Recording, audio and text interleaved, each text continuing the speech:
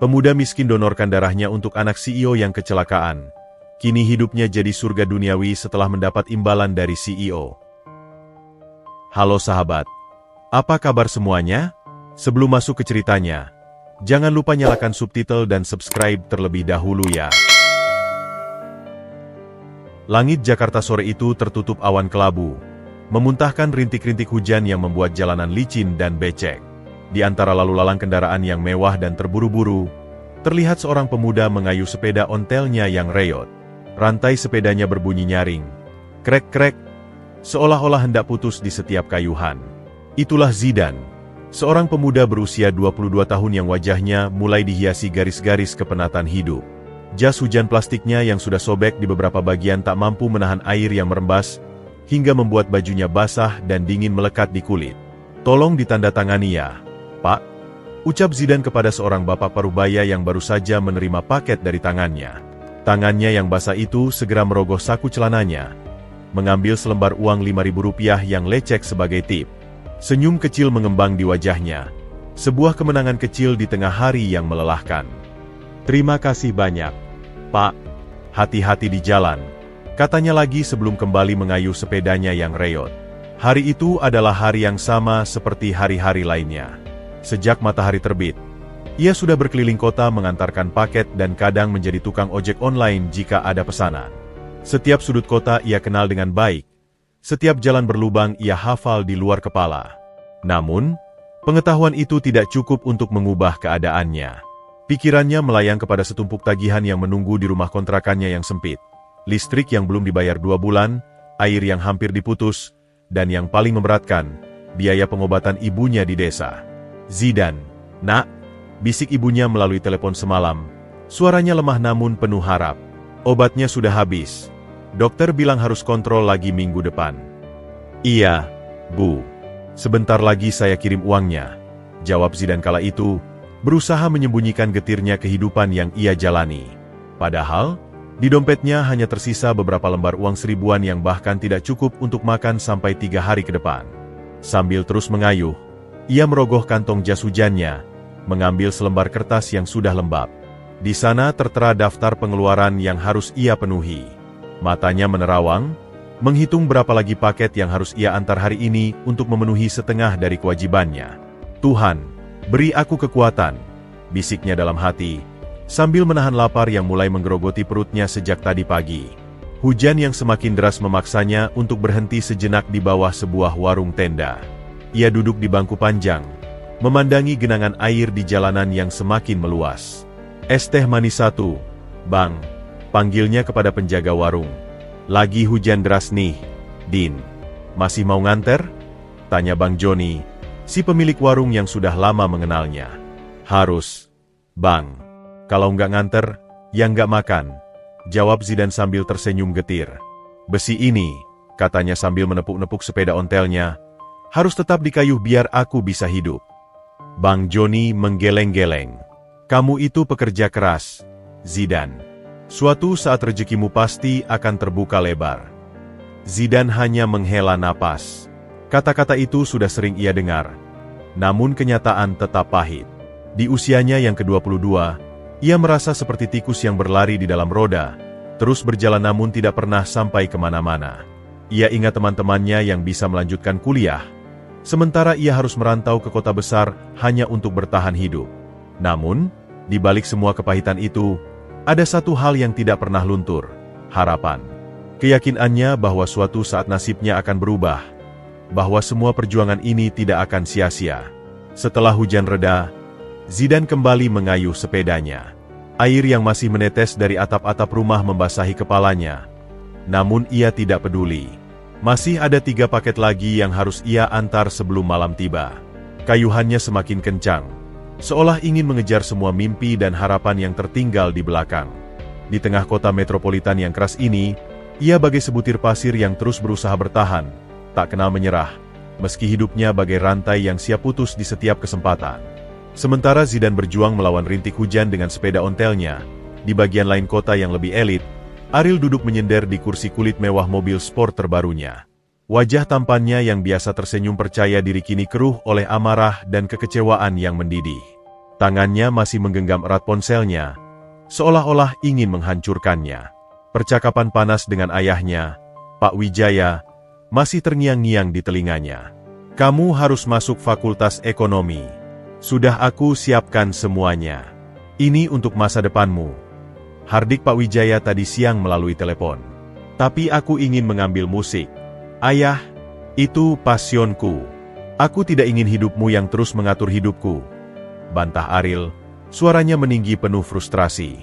Passion? Passion tidak akan memberimu makan. Kamu pikir menjadi musisi itu mudah?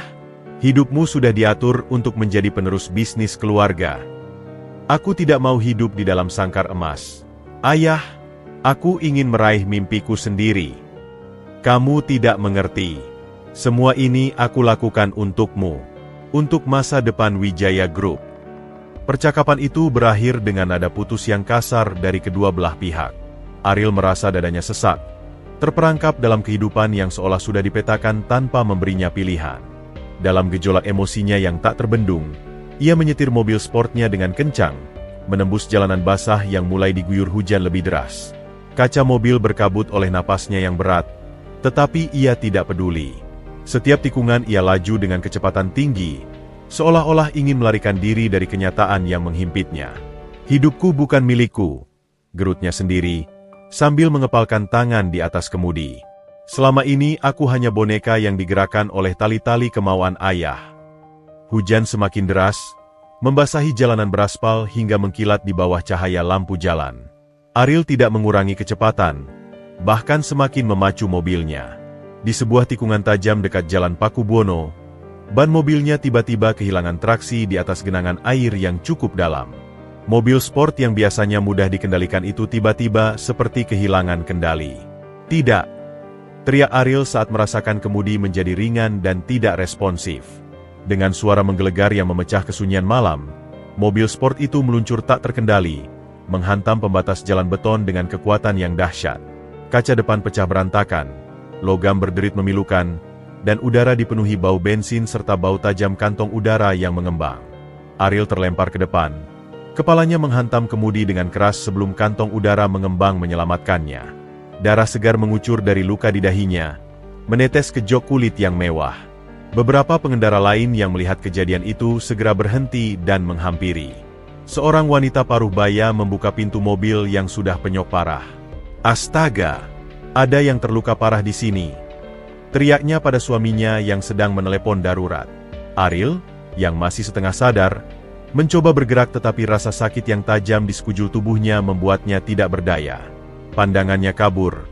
Suara-suara di sekitarnya seperti terdengar dari kejauhan. Ia merasakan cairan hangat mengalir di pelipisnya, dan perlahan kesadarannya memudar. Tolong aku.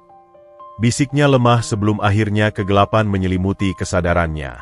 Di kejauhan, sirene ambulans mulai terdengar mendekat, membawa harapan di tengah malam yang kelam. Mobil sport yang dulu menjadi simbol kebebasannya, kini berubah menjadi kurungan logam yang menyakitkan. Dan di saat itu, Ariel tidak menyadari bahwa kecelakaan ini akan mengubah takdirnya, dan takdir seorang pemuda miskin yang sedang berjuang di sudut kota yang lain, secara drastis. Pak Wijaya masih duduk di belakang meja kerjanya yang megah dari kayu jati berukir. Tatapannya kosong menatap hujan yang membasahi kaca jendela gedung perkantoran setinggi 30 lantai. Pertengkaran dengan Ariel masih terasa menyisakan kepahitan di dadanya. Ia menghela napas panjang. Jari jemarinya yang berusia itu menekan pelipisnya yang mulai berdenyut-denyut.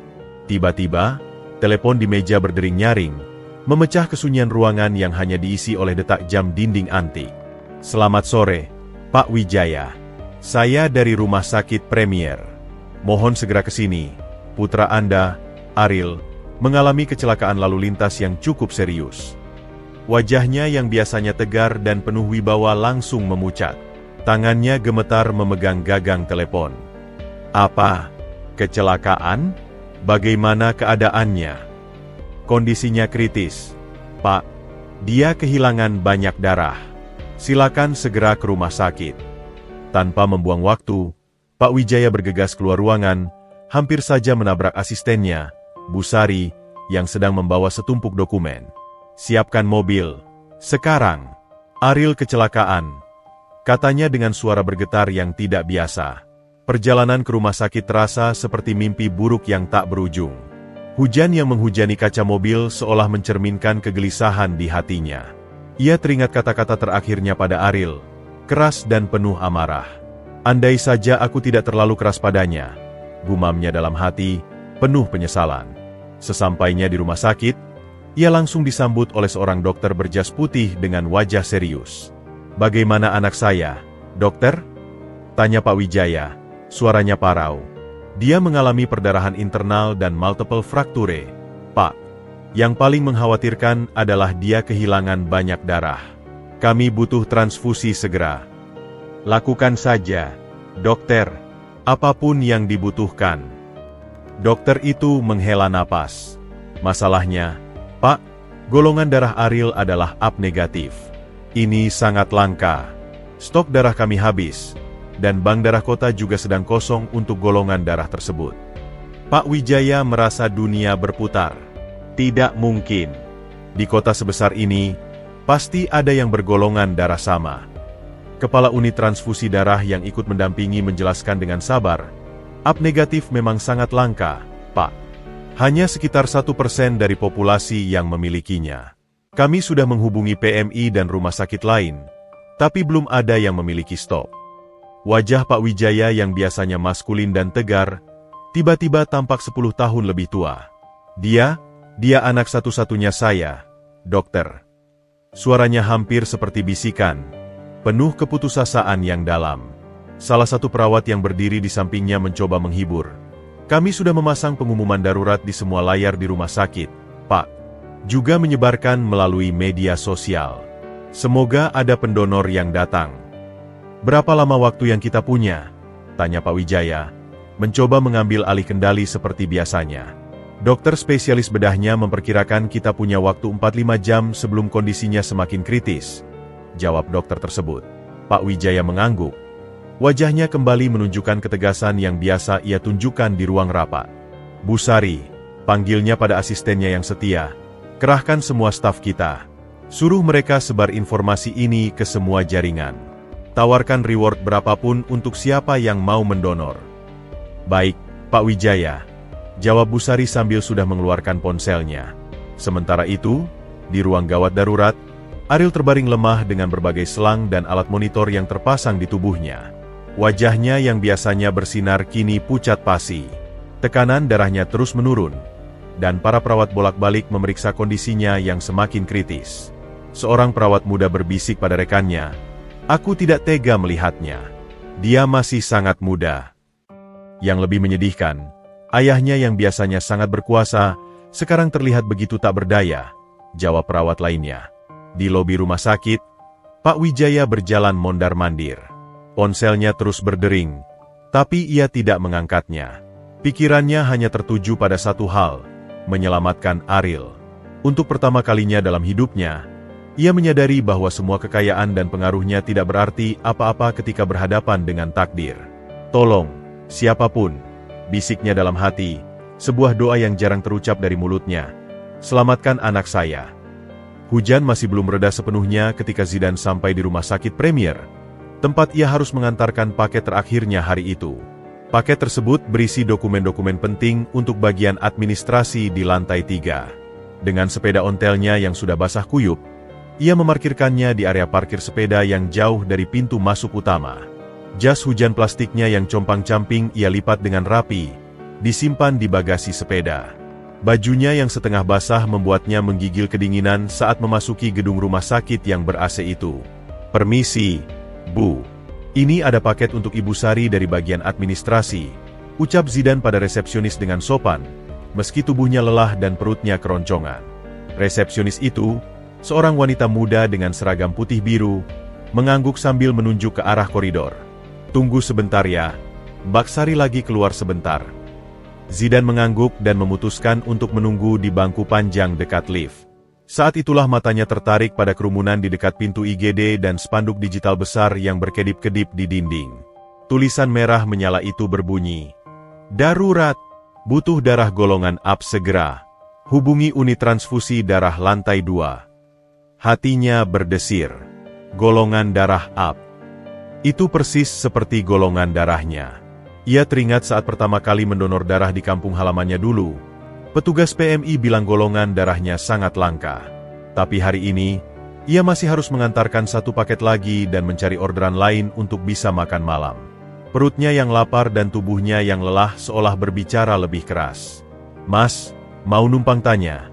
ucap Zidan pada seorang perawat yang sedang berjalan cepat melewatinya. "Itu untuk siapa ya yang butuh darah AB?"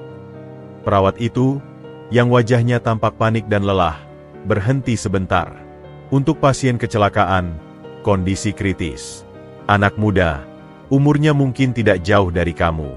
Sayang sekali, stok darah kita habis." Zidan melihat jam tangannya yang murah meriah. Masih ada waktu sebelum maghrib. Ia membayangkan keluarga pasien itu, pasti sedang berharap-harap cemas seperti ibunya ketika ayahnya dulu sakit. Tanpa pikir panjang lagi, tekadnya bulat. "Bu, saya golongan darah AB. Saya mau donor," katanya pada perawat tadi dengan suara mantap. Wajah perawat itu berubah cerah. "Benarkah? Oh, terima kasih Tuhan. Mari ikut saya." Zidan mengikuti perawat itu menuju unit transfusi darah di lantai 2. Di dalam lift, perawat itu masih tak percaya. "Kamu yakin AB? Ini sangat langka, loh." "Iya, Bu. Dulu waktu donor di kampung, petugas PMI juga bilang begitu," jawab Zidan sambil tersenyum kecil. Sesampainya di unit transfusi darah, keriuhan terasa jelas. Beberapa petugas medis terlihat sibuk bolak-balik, sementara seorang pria berjas mewah terlihat sedang berbicara serius dengan kepala unit. Zidan sadar, pria itu pasti orang penting, mungkin keluarga pasien. Seorang petugas unit transfusi darah segera mendekatinya. "Kamu yang mau donor AB?" tanyanya dengan penuh harap. "Iya, benar. Nama saya Zidan. Silakan duduk di sini. Kita akan tes darah dulu untuk memastikan." Proses tes darah berlangsung cepat, dan hasilnya positif. Zidan memang bergolongan darah AB. Wajah-wajah petugas medis di sekitarnya tampak lega. Saat jarum suntik mulai menusuk lengannya yang kekar karena bekerja, Zidan memejamkan mata sebentar. Ia membayangkan uang yang seharusnya ia dapatkan dari mengantar paket berikutnya. Tapi kemudian ia ingat pesan almarhum ayahnya. Menolong orang itu jangan pernah ditunda. Nah, proses donor memakan waktu sekitar 15 menit. Saat jarum dicabut, petugas itu tersenyum padanya. "Terima kasih banyak, Mas. Darah kamu sangat berarti. Ini mungkin bisa menyelamatkan nyawa seseorang." Zidan hanya mengangguk sambil menekan kapas di lengannya. "Sama-sama, Bu. Semoga pasiennya cepat sembuh." Saat hendak pergi, seorang perawat lain memberinya sebungkus roti dan susu kotak. "Ini untuk mengembalikan tenagamu. Terima kasih lagi ya." Zidan menerimanya dengan senang hati. Roti dan susu itu akan menjadi makan malamnya nanti. Saat berjalan menuju lift, ia melewati pria berjas mewah tadi yang sedang menelepon dengan suara berwibawa. Zidan tidak tahu bahwa pria itulah yang akan mengubah hidupnya kelak. Dengan perasaan lega bisa menolong, meski tubuhnya semakin lemas, Zidan melanjutkan harinya. Ia masih harus mencari orderan ojek online untuk bisa membeli nasi dan lauk yang sederhana. Darahnya yang mengalir dalam kantong plastik steril itu akan segera diberikan pada Ariel, menyelamatkan nyawa anak yang tidak dikenalnya sama sekali. Takdir telah mempertemukan dua dunia yang berbeda di koridor rumah sakit itu. Seorang pemuda miskin yang dengan tulus memberi apa yang dimilikinya, dan seorang anak konglomerat yang nyawanya bergantung pada kebaikan hati orang asing. Dan malam itu, sambil menyantap nasi bungkus sederhana di kontrakannya, Zidan sama sekali tidak menyadari bahwa tindakannya hari ini akan membawa berkah yang tidak terduga dalam hidupnya. Ruangan unit transfusi darah berangsur sepi setelah proses donor Zidan selesai. Petugas yang bertugas, Bu Delani, memandangi kantong darah segar yang baru saja diambil dengan perasaan haru. Darah itu berwarna merah pekat, berdenyut-denyut seakan memiliki kehidupan sendiri di dalam kantong plastik bening. "Kita berhasil, Bu Sari," ucap Bu Delani pada perawat senior di sampingnya sambil menunjukkan kantong darah itu. "Darah AB yang kita tunggu-tunggu." Bu Sari menghela napas lega. Tangannya tak sengaja mengepal di dadanya. "Syukur alhamdulillah. Aku sudah hampir putus asa. Cepat bawa ini ke ruang operasi." Dokter Hendy sudah menunggu. Sementara itu, di ruang operasi, kondisi Ariel semakin kritis. Monitor di samping tempat tidurnya menunjukkan tanda-tanda yang mengkhawatirkan. Tekanan darahnya terus menurun, 80-50 mmHg, dan detak jantungnya melemah. "Dokter, kita tidak bisa menunggu lebih lama," ucap seorang perawat bedah pada Dokter Hendy yang sedang memeriksa luka di kepala Ariel. Dokter Hendy mengangguk. Wajahnya tegang. "Kita harus melakukan operasi sekarang, dengan atau tanpa darah. Risikonya tinggi, tapi..." Tiba-tiba pintu ruang operasi terbuka. Seorang perawat muda masuk dengan tergesa-gesa, membawa kantong darah yang masih hangat. "Darah AB sudah ada, Dok." Wajah Dokter Hendy berubah cerah. "Bagus. Segera pasang transfusi. Kita mulai operasi dalam 5 menit." Kantong darah yang berharga itu digantungkan pada standar infus. Tetesan merah mulai mengalir melalui selang infus, menuju pembuluh darah di lengan Ariel yang pucat. Seperti sihir, secara perlahan monitor mulai menunjukkan perubahan. Tekanan darah naik menjadi 95-60. Detak jantung semakin kuat dan teratur. "Darahnya bekerja dengan baik," bisik Dokter Hendy pada asistennya. "Sekarang, mari kita selamatkan anak ini." Di luar ruang operasi, Pak Wijaya masih duduk termangu di kursi tunggu yang keras. Tangannya tergengguk erat. Matanya tak lepas dari pintu ruang operasi.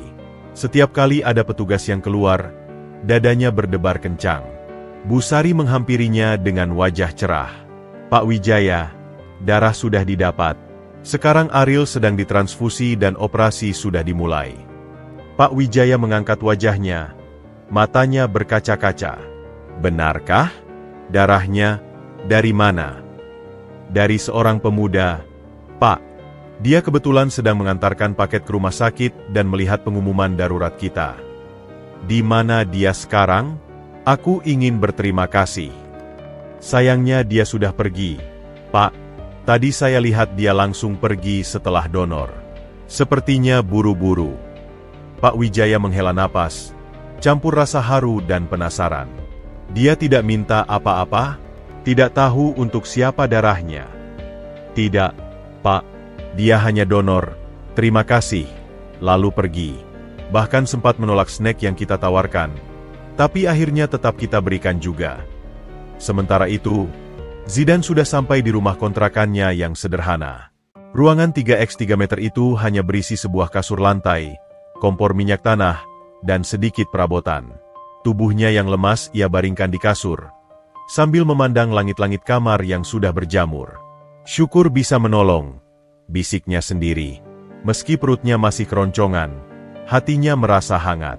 Roti dan susu dari rumah sakit tadi ia makan dengan lahap, menjadikannya santapan malam yang mewah baginya. Tak lama, teleponnya berdering. Dari seberang sana, suara ibunya terdengar lemah. "Zidan, nak, kamu sudah makan?" "Sudah, Bu. Tadi dapat rezeki nasi bungkus." Bohong Zidan, tak tega memberitahu bahwa ia hanya makan roti dan susu. "Obat ibu sudah habis. Besok harus kontrol lagi." "Tenang saja, Bu. Besok saya kirim uangnya," jawab Zidan mencoba meyakinkan. Padahal di dompetnya hanya tersisa Rp10.000. Setelah menutup telepon, Zidan memandangi kantong plastik berisi beberapa botol air mineral yang akan ia isi ulang besok. Hidupnya memang sulit. Tapi hari ini ia merasa menjadi manusia yang berguna. Darahnya mengalir dalam tubuh seseorang yang tidak dikenalnya, menyambung nyawa yang hampir putus. Di rumah sakit, operasi Ariel berjalan lancar. Darah dari Zidan terus mengalir, memberikan kehidupan baru pada tubuh Ariel yang terluka. Wajahnya yang pucat mulai menunjukkan sedikit warna. Napasnya semakin stabil. "Transfusi berhasil dengan baik," ucap Dokter Hendy pada Pak Wijaya setelah operasi selesai. "Ariel masih kritis, tapi kondisi sudah jauh lebih stabil. Darah dari pendonor tadi sangat menyelamatkan." Pak Wijaya memandangi anaknya yang terbaring tak berdaya di balik kaca icu. Air matanya akhirnya tumpah. "Terima kasih, Tuhan. Terima kasih pada pemuda baik itu." Malam itu, dua takdir yang berbeda terhubung oleh sebotol darah. Zidan tertidur pulas meski perutnya keroncongan. Sementara Ariel perlahan melawan maut berkat darah yang diberikan dengan tulus. Sebotol darah sederhana telah menjadi jembatan antara dua dunia yang tak akan pernah bersinggungan dalam kondisi normal. 3 hari telah berlalu sejak kecelakaan itu. Ariel akhirnya dibawa keluar dari ICU dan dipindahkan ke ruang perawatan VIP. Meski masih lemah dan harus menggunakan kursi roda untuk berpindah, kesadarannya sudah sepenuhnya pulih. Sinar matahari pagi menyelinap melalui jendela kaca besar, menerangi ruangan yang lebih mirip suite hotel bintang 5 daripada kamar rumah sakit. Pak Wijaya duduk di samping tempat tidur, memegang tangan anaknya dengan lembut. Untuk pertama kalinya dalam beberapa hari, ia bisa bernapas lega. "Ayah," suara Ariel masih parau. "Perawat bilang ada pendonor darah yang menyelamatkan nyawaku." Pak Wijaya mengangguk. Wajahnya serius. "Iya, kamu butuh darah A, dan kebetulan ada pemuda yang sedang mengantarkan paket di sini dan bersedia mendonor. Kita harus menemukannya." "Aku ingin berterima kasih langsung," pinta Ariel. "Sudah ayah suruh Bu Sari mencarinya," jawab Pak Wijaya sambil menyentuh bahu anaknya. "Tapi sepertinya tidak mudah. Dia hanya datang, donor, lalu pergi." Di sudut ruangan, Bu Sari sedang sibuk berbicara melalui telepon. "Iya, saya butuh data semua kurir yang mengantarkan paket ke rumah sakit pada hari Selasa lalu." "Apa? Tidak ada catatan lengkap?" "Baik, terima kasih." Setelah menutup telepon, ia menghadap Pak Wijaya dengan wajah sedikit kecewa. "Hasil sementara belum membuahkan hasil, Pak. Bagian administrasi hanya memiliki data pengiriman paket, tapi tidak mencatat nama kurir individual." "Teruskan pencariannya, Bu Sari," pinta Pak Wijaya. "Orang itu telah memberikan yang paling berharga untuk keluarga kita.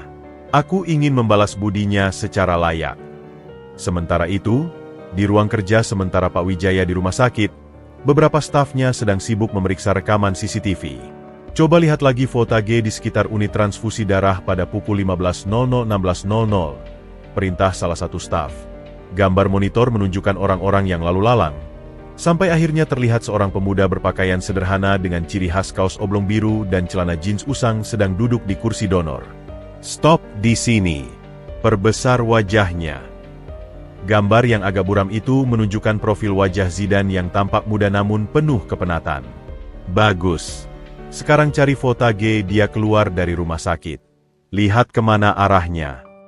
Rekaman berikutnya menunjukkan Zidane berjalan menuju area parkir sepeda, kemudian mengayuh sepeda ontelnya yang reot keluar dari gerbang rumah sakit.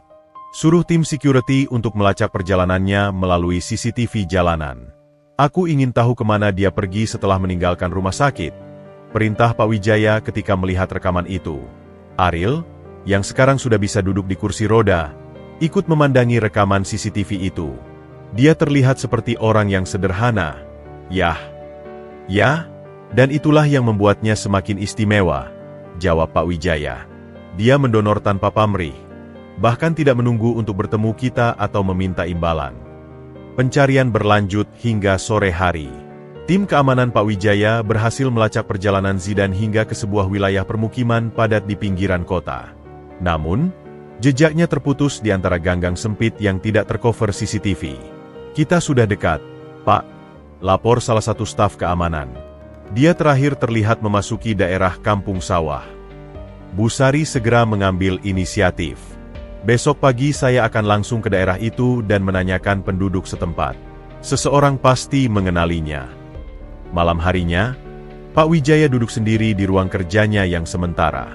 Matanya menatap foto Zidane dari rekaman CCTV yang sudah dicetak.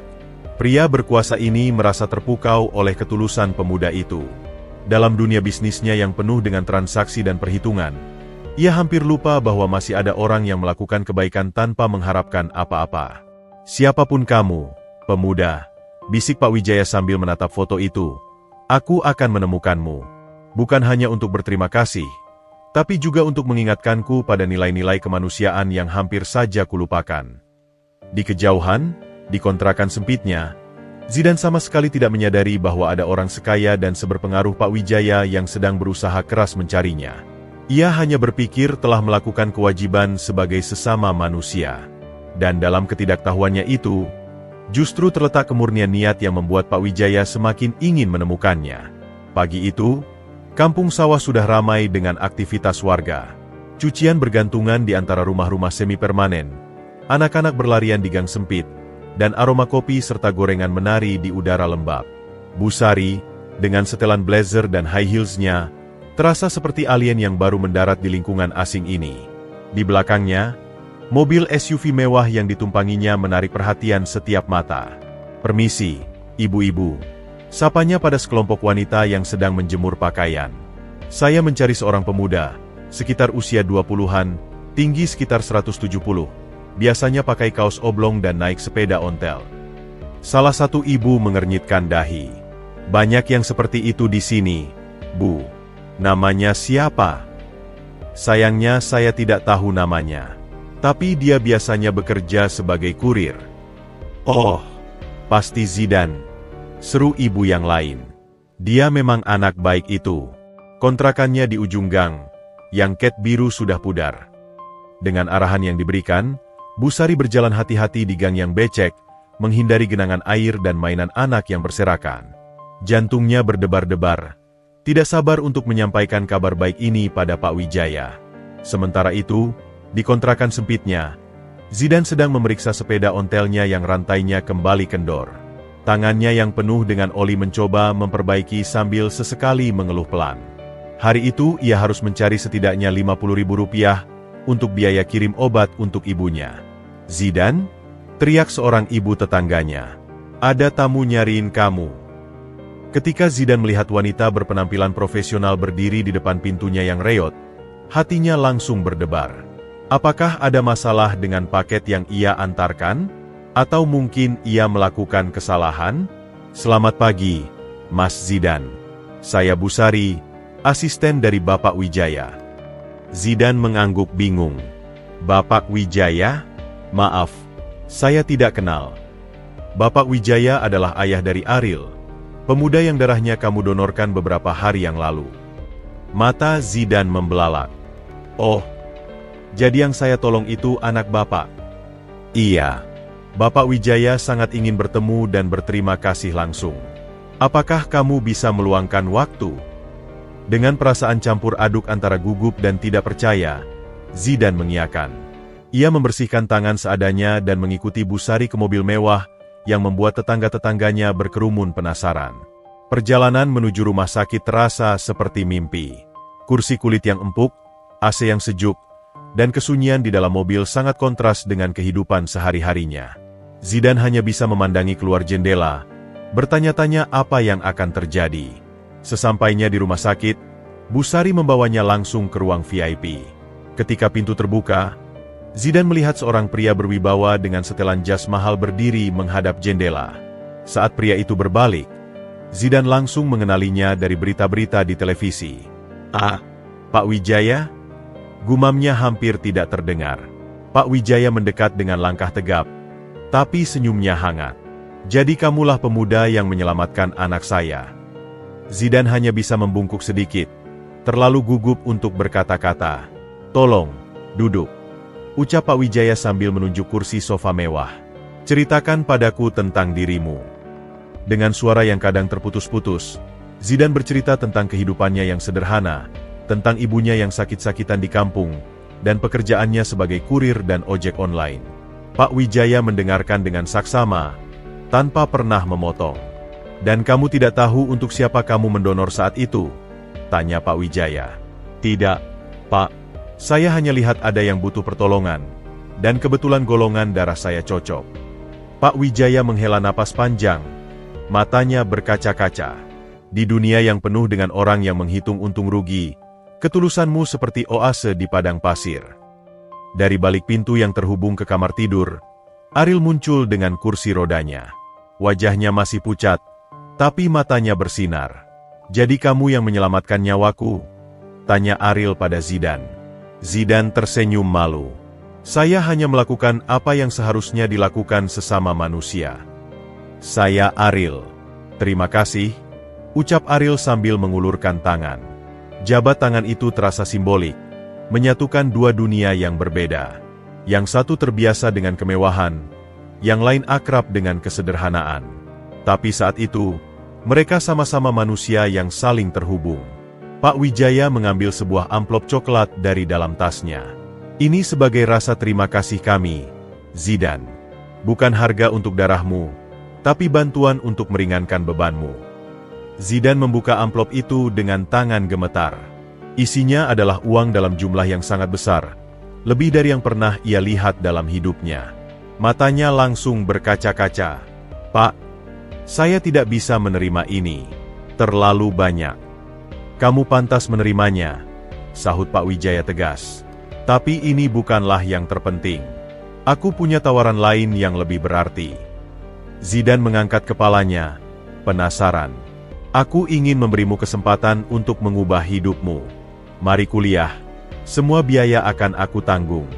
Sambil magang di perusahaanku untuk belajar bisnis. Udara seakan habis dari paru-paru Zidane. Ia terpana, tidak bisa berkata-kata. Ini adalah semua yang ia impikan, tapi tidak pernah berani ia harapkan. Serius, Pak?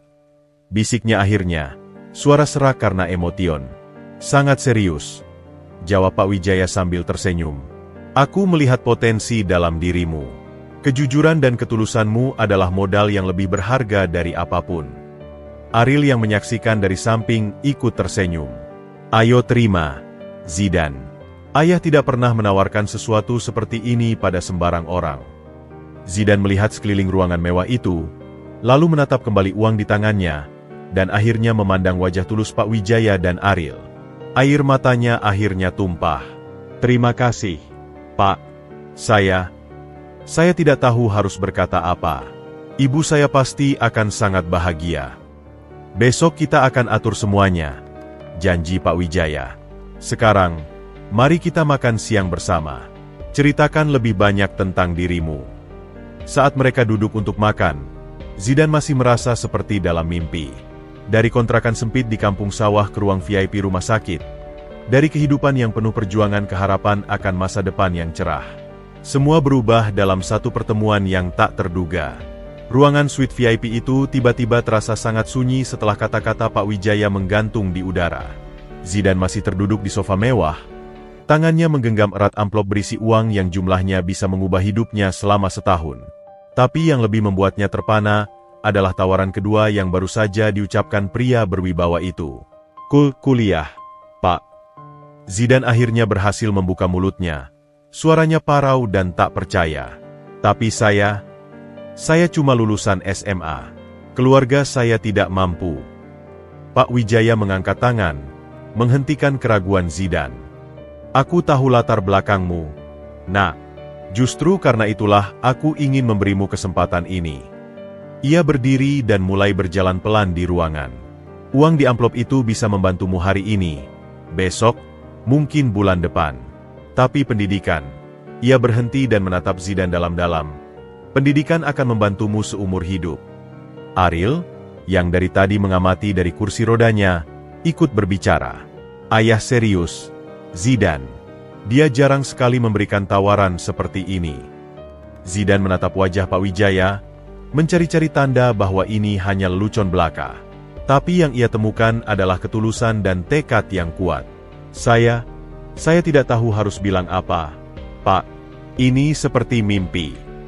Katakan iya, ujar Pak Wijaya dengan suara lembut tapi penuh keyakinan. Aku sudah berbicara dengan beberapa universitas mitra perusahaan. Kamu bisa memilih jurusan yang kamu minati. Semua biaya kuliah, buku, bahkan uang saku akan aku tanggung. Mata Zidane berkaca-kaca. Ia teringat ibunya di desa, yang selalu bermimpi melihat anaknya menjadi sarjana. Ia teringat betapa seringnya ia memandang gerbang kampus dengan perasaan iri, tahu bahwa itu adalah dunia yang tak akan pernah ia masuki. Tapi kenapa, Pak? Tanya Zidane dengan suara bergetar. Kenapa mau melakukan semua ini untuk saya? Saya cuma melakukan hal kecil.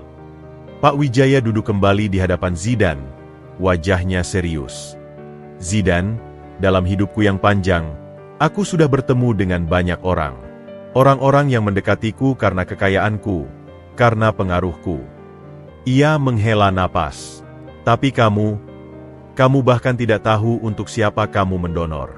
Kamu melakukannya dengan tulus, tanpa pamrih. Di dunia yang penuh dengan kepentingan, Ketulusan seperti itu sangat langka. Busari yang dari tadi berdiri di dekat pintu ikut menambahkan, Bapak Wijaya sangat menghargai integritas, Zidan. Darahmu menyelamatkan Ariel, tapi ketulusanmu telah menyentuh hati Bapak. Ariel mengayuhkan kursi rodanya mendekat. Ayo terima, Zidan. Kita bisa kuliah bersama. Aku juga akan mulai semester depan.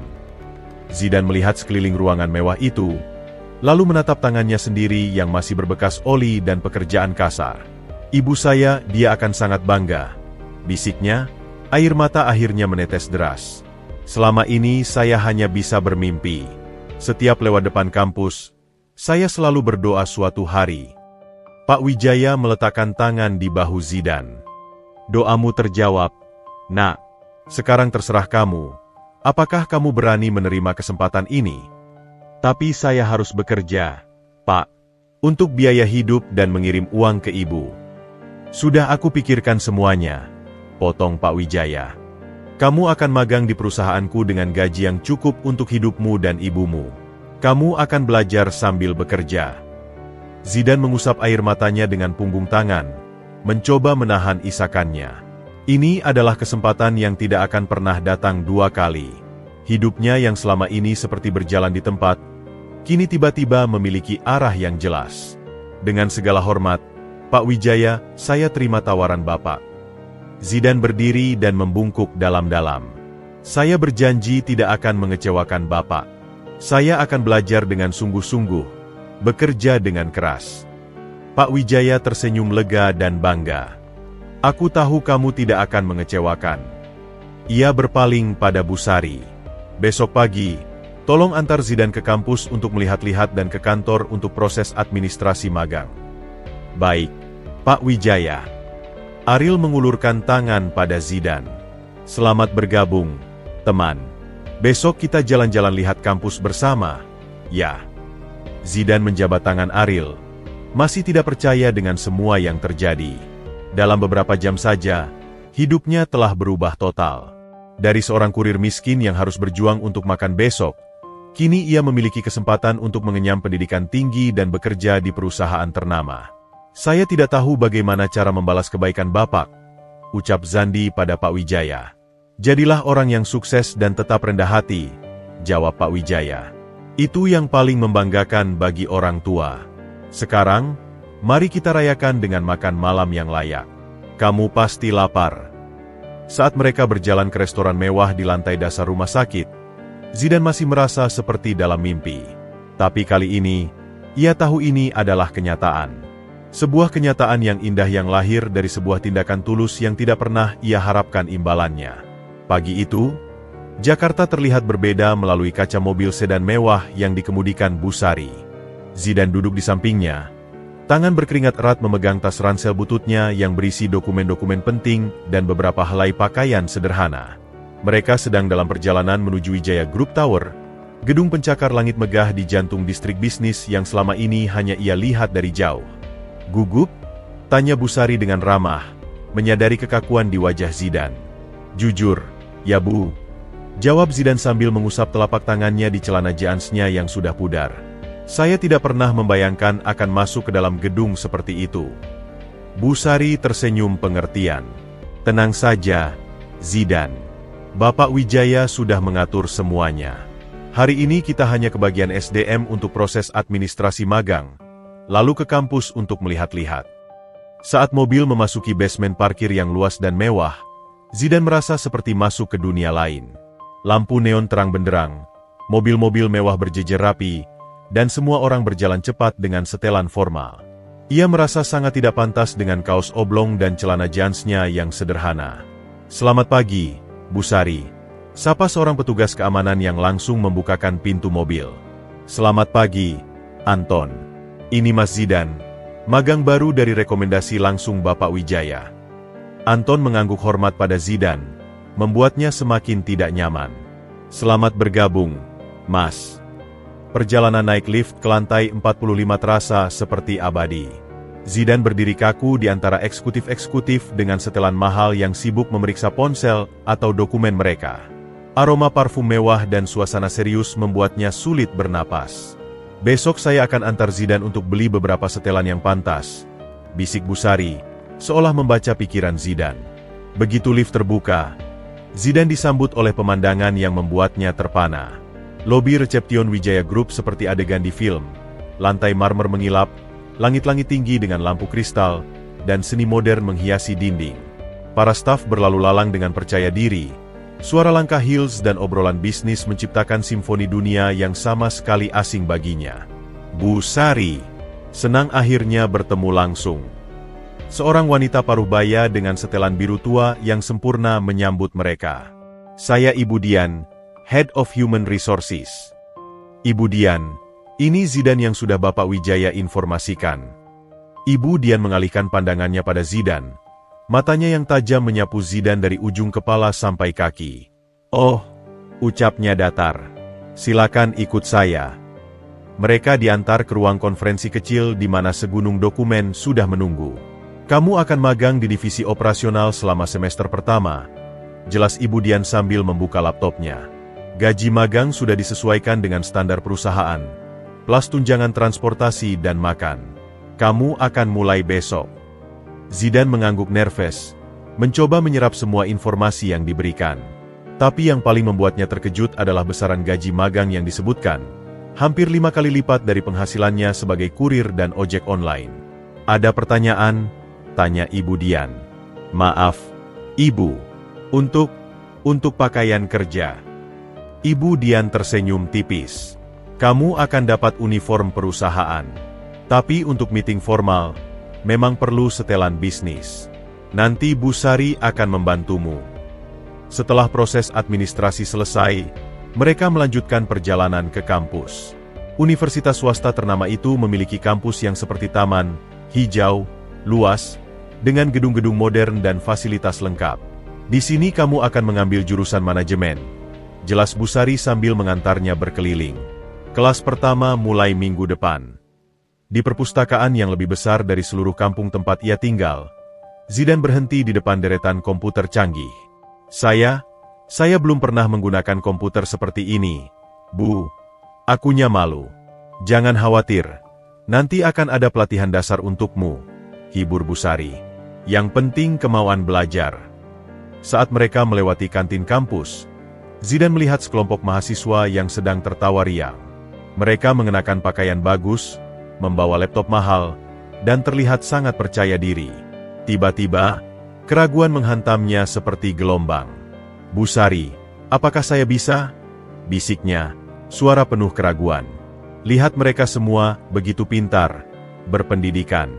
Saya cuma anak kampung yang tidak tahu apa-apa. Busari memandangnya dengan lembut. Zidane, Bapak Wijaya bukan orang yang sembarangan memberikan kepercayaan. Dia melihat sesuatu dalam dirimu yang mungkin bahkan kamu sendiri belum melihatnya. Kepintaran bisa dipelajari, tapi integritas dan ketulusan hati, itu bawaan lahir. Di perjalanan pulang, Zidane diam memandangi kota yang mulai diterangi lampu-lampu malam. Hidupnya telah berubah drastis dalam waktu 24 jam. Dari kontrakan sempit ke gedung pencakar langit, dari jalanan panas ke kampus megah.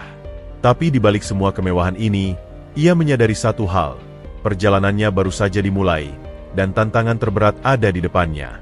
Saya harus berhasil, bisiknya pada dirinya sendiri. Untuk ibu, untuk Pak Wijaya, dan untuk diri saya sendiri. Malam itu, di kamar kos barunya yang sederhana tapi nyaman yang sudah disiapkan Pak Wijaya, Zidane menatap langit-langit sambil merenungkan harinya. Dunia baru ini menakutkan, tapi juga penuh janji. Dan untuk pertama kalinya dalam hidupnya, ia memiliki harapan nyata untuk masa depan. Senin pagi pertama Zidane magang di Wijaya Group diwarnai dengan gemuruh hujan dan debar jantung yang tak karuan. Ia berdiri di depan cermin di kamar kos barunya, memeriksa setelan bisnis baru yang dibelikan Busari. Warna biru tua, potongan sempurna, tapi terasa asing di tubuhnya yang biasa hanya mengenakan kaos dan celana jeans. Kamu bisa melakukan ini, bisiknya pada bayangannya sendiri sambil mengatur dasi yang terasa mengikat. Sesampainya di kantor pukul 7.30, 1 jam lebih awal dari jadwal, Zidane langsung menuju lantai 18, divisi operasional. Ruangan terbuka yang dipenuhi cubikle dan komputer high-end membuatnya kembali merasa seperti ikan di luar air. Beberapa staf yang sudah datang menyapanya dengan sopan, tapi mata mereka penuh keheranan dan sedikit kecurigaan. "Kamu pasti Zidane," ucap seorang pria parubaya dengan kumis rapi yang mendekatinya. "Saya Pak Rudi, Supervisor MU." "Selamat pagi, Pak. Senang bertemu dengan Bapak," jawab Zidane sambil sedikit membungkuk. Pak Rudi tersenyum ramah. "Saya dengar banyak tentangmu. Mari saya perkenalkan dengan tim." Namun, di seberang ruangan, sepasang mata mengamati dengan tak senang. Andi Wijaya, keponakan Pak Wijaya yang sudah bekerja di perusahaan selama 3 tahun, menyeringai melihat pemandangan itu. Di usia 26 tahun, ia merasa paling berhak atas perhatian dan promosi, apalagi sebagai keluarga. Jadi itu dia anak ajaib yang katanya menyelamatkan nyawa Ariel, gerutu Andi pada rekan kerjanya, Reno. Reno mengangguk sambil meminum kopinya. Katanya cuma supir ojek dan kurir. Tapi lihat sekarang, dapat beasiswa kuliah plus magang di sini. Om Wijaya jadi seperti kehilangan akal sehat, keluh Andi. Memberi fasilitas berlebihan pada orang yang bahkan tidak punya basic pendidikan memadai. Saat coffee break, Andi memutuskan untuk mendekati Zidane yang sedang belajar menggunakan sistem komputer dengan bantuan seorang staf. "Jadi kamu Zidane?" sapa Andi dengan senyum palsu. "Saya Andi Wijaya, keponakan Pak Direktur." Zidane langsung berdiri, sedikit gugup. "Selamat siang, Mas Andi. Senang bertemu dengan Anda." "Tidak perlu formal," ucap Andi sambil menepuk bahu Zidane. "Cerita dong, gimana caranya bisa membujuk Om Wijaya sampai mau membiayai sekolah dan kerja di sini?" Zidane merasa sedikit tersinggung dengan nada bicara Andi. "Saya tidak membujuk siapa-siapa, Mas. Saya hanya mendonorkan darah untuk Ariel, dan Bapak Wijaya yang baik hati menawari saya kesempatan ini." "Oh, jadi memang karena donor darah," sahut Andi dengan senyum semakin lebar. "Pintar juga. Darah sedikit, dapat imbalan seumur hidup." Staf yang membantu Zidane, bernama Sari, ikut merasa tidak nyaman. "Andi, Zidane kan baru pertama hari ini." "Wah, sudah ada yang membela," potong Andi. "Cepat sekali ya dapat simpati." Sepanjang hari itu, Andi terus mengawasi setiap gerak-gerik Zidane. Ketika Zidane bertanya tentang prosedur yang tidak dimengerti, Andi berbisik pada Reno, "Lihat, dasar tidak qualified." Ketika Zidane menawarkan bantuan pada staf lain, Andi berkomentar, "Sok baik sekali." Saat makan siang di kantin, Zidane yang sedang duduk sendiri didekati oleh Sari. "Jangan hiraukan Andi," kata Sari sambil duduk di depannya. "Dia memang seperti itu pada semua orang yang dianggapnya ancaman." "Tapi kenapa? Saya tidak berniat mengancam siapa-siapa," protes Zidane. "Sederhana saja. Andi adalah keponakan satu-satunya Pak Wijaya. Selama ini dia menganggap dirinya sebagai penerus berikutnya setelah Ariel. Tiba-tiba kamu muncul, dapat perhatian khusus dari bos besar. Ya wajar saja dia merasa tersaingi." Zidane menghela napas. "Saya cuma ingin belajar dan bekerja dengan baik. Tidak ada niatan untuk bersaing dengan siapapun. Saran saya, tetaplah rendah hati dan kerja keras. Hasil kerjamu yang akan berbicara," nasihat Sari. Namun di hari yang sama, Andi sudah mulai merencanakan sesuatu. Di ruang rapat kecil, ia berbicara dengan Reno. "Kita harus buktikan bahwa dia tidak pantas di sini," bisik Andi. "Om Wijaya terlalu baik hati. Seseorang harus membuka matanya." "Tapi bagaimana? Dia kan dapat perlindungan langsung dari Pak Direktur," kata Reno. "Kita cari kelemahannya. Semua orang pasti punya kelemahan," jawab Andi dengan mata berbinar. "Orang seperti dia, dari bawah, pasti punya masa lalu yang tidak bersih. Atau setidaknya, kita bisa buat dia melakukan kesalahan." Sore hari ketika Zidane hendak pulang, ia bertemu Andi lagi di lift. "Mas Zidane, besok ada meeting kecil dengan vendor. Saya butuh bantuanmu untuk menyiapkan data penjualan triwulan terakhir," ucap Andi dengan ramah. "Tentu, Mas. Saya akan coba yang terbaik." "Bagus. Filenya ada di shared folder. Tapi hati-hati, jangan sampai ada yang terhapus ya. Data itu sangat penting." Begitu lift sampai di lobi, Andi berbalik dengan senyum tipis. Selamat hari pertama. Semoga betah di sini. Zidane merasa ada sesuatu yang tidak beres dari sikap Andy, tapi ia mengabaikannya. Mungkin ini hanya ujian biasa bagi pendatang baru, pikirnya. Tapi yang tidak ia tahu, Andy sudah menyiapkan jebakan. File yang dimintanya besok adalah file penting yang sengaja akan dibuat error, dan kesalahan akan ditujukan pada Zidane. Perjalanan pulang ke kos-kosan terasa panjang. Di kereta, Zidane memandangi kota yang mulai bermandikan lampu neon. Dunia korporasi ternyata tidak hanya tentang kerja keras dan kompetisi sehat, tapi juga tentang politik kantor dan kecemburuan. Namun tekadnya tidak goyah. Ia akan membuktikan bahwa ia pantas mendapatkan kesempatan ini, bukan karena donor darahnya, tapi karena kemampuan dan integritasnya. Hujan sore itu menyisakan udara lembab dan segar ketika Zidane tiba di rumah sakit untuk menjenguk Ariel. Setelah seharian menghadapi tekanan halus dari Andy dan berusaha memahami sistem kerja yang rumit di kantor, ia merasa perlu memenuhi janjinya untuk mengunjungi Ariel. Di tangannya, ia membawa beberapa buku dan majalah musik yang ia beli dengan uangnya sendiri, sesuatu yang membuatnya harus berhemat lebih ketat dari biasanya. Zidane, sapa Ariel dengan wajah cerah dari tempat tidurnya. Akhirnya kamu datang juga. Ayah bilang kamu sudah mulai magang hari ini. Zidane mengangguk sambil menempatkan tas kerjanya yang sederhana di kursi. Iya, hari pertama. Lumayan menantang. Ia mengulurkan bungkusan berisi buku. Ini untukmu. Katamu suka musik. Ariel membuka bungkusan itu. Matanya berbinar melihat pilihan buku dan majalah yang tepat dengan minatnya. Wow. Terima kasih. Kamu tahu persis apa yang kusuka. Kebetulan saja, jawab Zidane malu-malu. Perawat datang membawa obat dan memeriksa kondisi Ariel. Besok Bapak Dokter akan memutuskan apakah Anda sudah bisa pulang, Mas Ariel. Setelah perawat pergi, Ariel menatap Zidane dengan penasaran. Cerita dong, gimana hari pertamamu? Pasti seru ya bisa kerja di perusahaan ayah. Zidane menghela napas. Jujur, agak overwhelming. Semua orang terlihat sangat pintar dan profesional. Dan, ia ragu sejenak. Ada yang kurang ramah. Andy, tebak Ariel langsung. Dia memang begitu pada semua orang yang dianggap ancaman.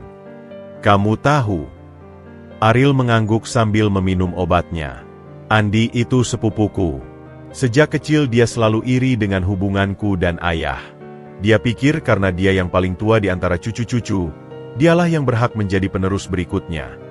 Tapi aku tidak berniat menjadi penerus apa-apa, bantah Zidane. Aku cuma ingin belajar dan berterima kasih atas kesempatan yang diberikan ayahmu. Ayah melihat sesuatu padamu, Zidane. Something different, kata Ariel serius. Selama ini, semua orang mendekati kami karena uang atau pengaruh. Tapi kamu bahkan tidak mau menerima uang yang ayah tawarkan pertama kali. Zidane tersenyum getir. Keluargaku memang miskin, tapi kami diajari untuk tidak meminta-minta.